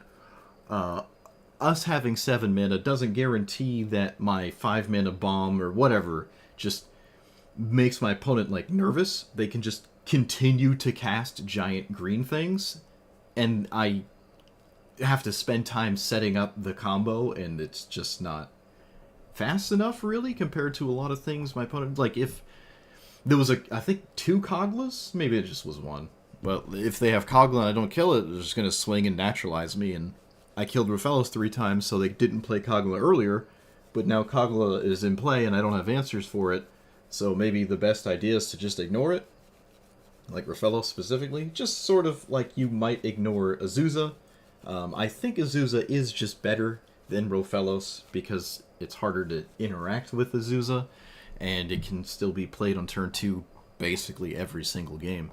So, I don't really know, but yeah, so the green matchups are a bit rough. I did not actually see any mana drains today, thank goodness. If there were mana drains, it would be really unfortunate, but to be fair, we've had vastly more unlikely scenarios that have defeated us other than my opponent just happening to have one of their cards in their hand, just a 2-mana counterspell that mana drains me. If you're like Worn Power Stone on turn 2 or well, mostly really just turn 3 with a deck like this, if this gets hit by mana drain, you just kind of lose, like full stop. They don't even really need to use all the mana drain mana for you to just kind of lose, right? So against blue, we're not looking too good. We are significantly more vulnerable to counterspells, I feel, than the average deck is. This is actually very vulnerable to counterspells. But again, I didn't really see any counterspells today. If it was a wall of counters, I guess I would start to change this and run discard spells. We actually had what was it? There were 2 scenarios. There was a Gitrog monster player who I just had, I had everything set up, and then they top-decked Ice Steel Explorer with Azusa in play, and they also had the Lotus Cobra. So they went from having nothing to instantly winning the game off the top of their deck with Ice Steel Explorer. Because they were gonna pass, and I was gonna cast Damnation with their own board in play, but then it was like, boom, top deck Ice Steel Explorer, I win. And then there was another player who was what was it? The Stick Fingers had Gemstone, Ancient Tomb, Dark Ritual, Chrome Mox, discard spell for the removal, reanimate. Like, they had that was it, right? What are you going to do against that? Except to have a second removal spell, which I technically could have still had. So I had insane outcomes from opponents. They've had, like, the hottest of draws, the 1 in 200 game, right? You have, like, the perfect 7 cards in your opening to win on turn 3, essentially. So there was that. There was a Val player with, like, 16 reanimate spells. Like, I just couldn't keep casting them. They had 1 tutor, and then the rest of their hand was just reanimate spells. There wasn't like a second dead tutor for their combo piece in the graveyard. It was just like all reanimate spells. So that kind of thing just happened extremely disproportionately, and I must recognize that. So when I assess this, it just performed worse than I think it is. I can only do so much against it, right?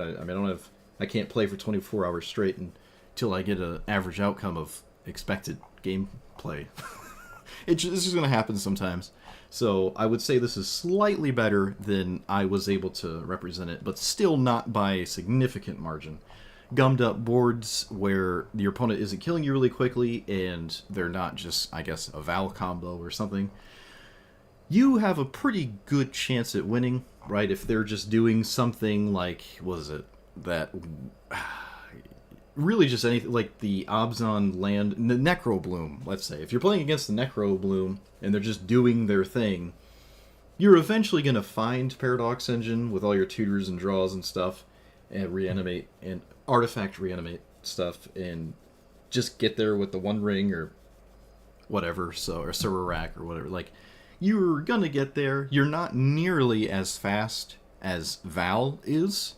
And Val gets to play the best color in the format, which is green. So you are at a disadvantage if you're really trying to combo against the premier combo strategy in the format currently. Wizards hasn't shown any interest at all in nerfing or changing or banning the combo, even though Val is a digital card. They can just change the text on it however they want. So maybe it just doesn't combo or whatever.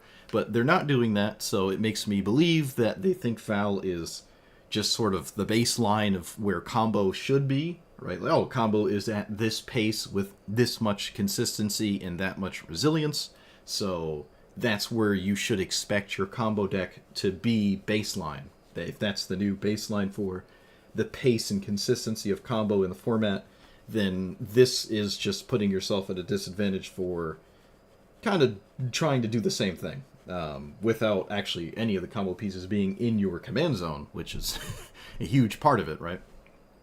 I do like the card advantage on this, though, but it pales in comparison to Green Sun Zenith with Soul Warden in play winning on turn 3, right? That's just not remotely the same. You could probably play more removal, so you don't lose to that as consistently or something. The big score, Unexpected Windfall, could be more removal, slightly more card draw might have been okay. I did feel like I was kind of drowning in a little bit too much mana, so there's the potential to play something large like, I don't even know, Eldrazi is something you could maybe think about. Like, there's ideas here. You could play Crab Abomination and just spin, gamble, and hope you hit the combo piece in your opponent's Val deck and exile it forever. You could probably play Graveyard Hate like Relic. They do discount this, and they do exile the Val combo piece once you have killed it, so they can't go for it ever again, if that's something you're interested in doing, and other graveyard-based strategies. But Graveyard Hate, for the sake of Graveyard Hate in this format, is not really that great, and I don't think that's changed recently. It might change, you know. I think I've brought this up recently, you know. One day, Graveyard Hate could be crucial, but currently I just don't think it is. But with a deck like this, commander like this, you could probably play Relic Ghost Vacuum, just because they discount and essentially replace themselves, sort of, with your commander's text box, kind of. So you could go that route. But all in all, it's just not a great strategy. If you want a combo, if you just play the Val thing at this point, again, you have green, which is the best color. You don't have to deal with any nonsense. Or you could just play the Rakdos Beatdown version, which, again, if I do go to play this again, is probably what I would do.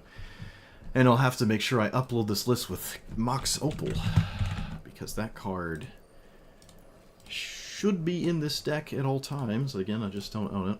Don't know what I would take out. Probably one of the redundant mana rocks. It really doesn't matter. But yep, that's it. So let me know what you thought about it. Like, comment, subscribe, and I'll see you.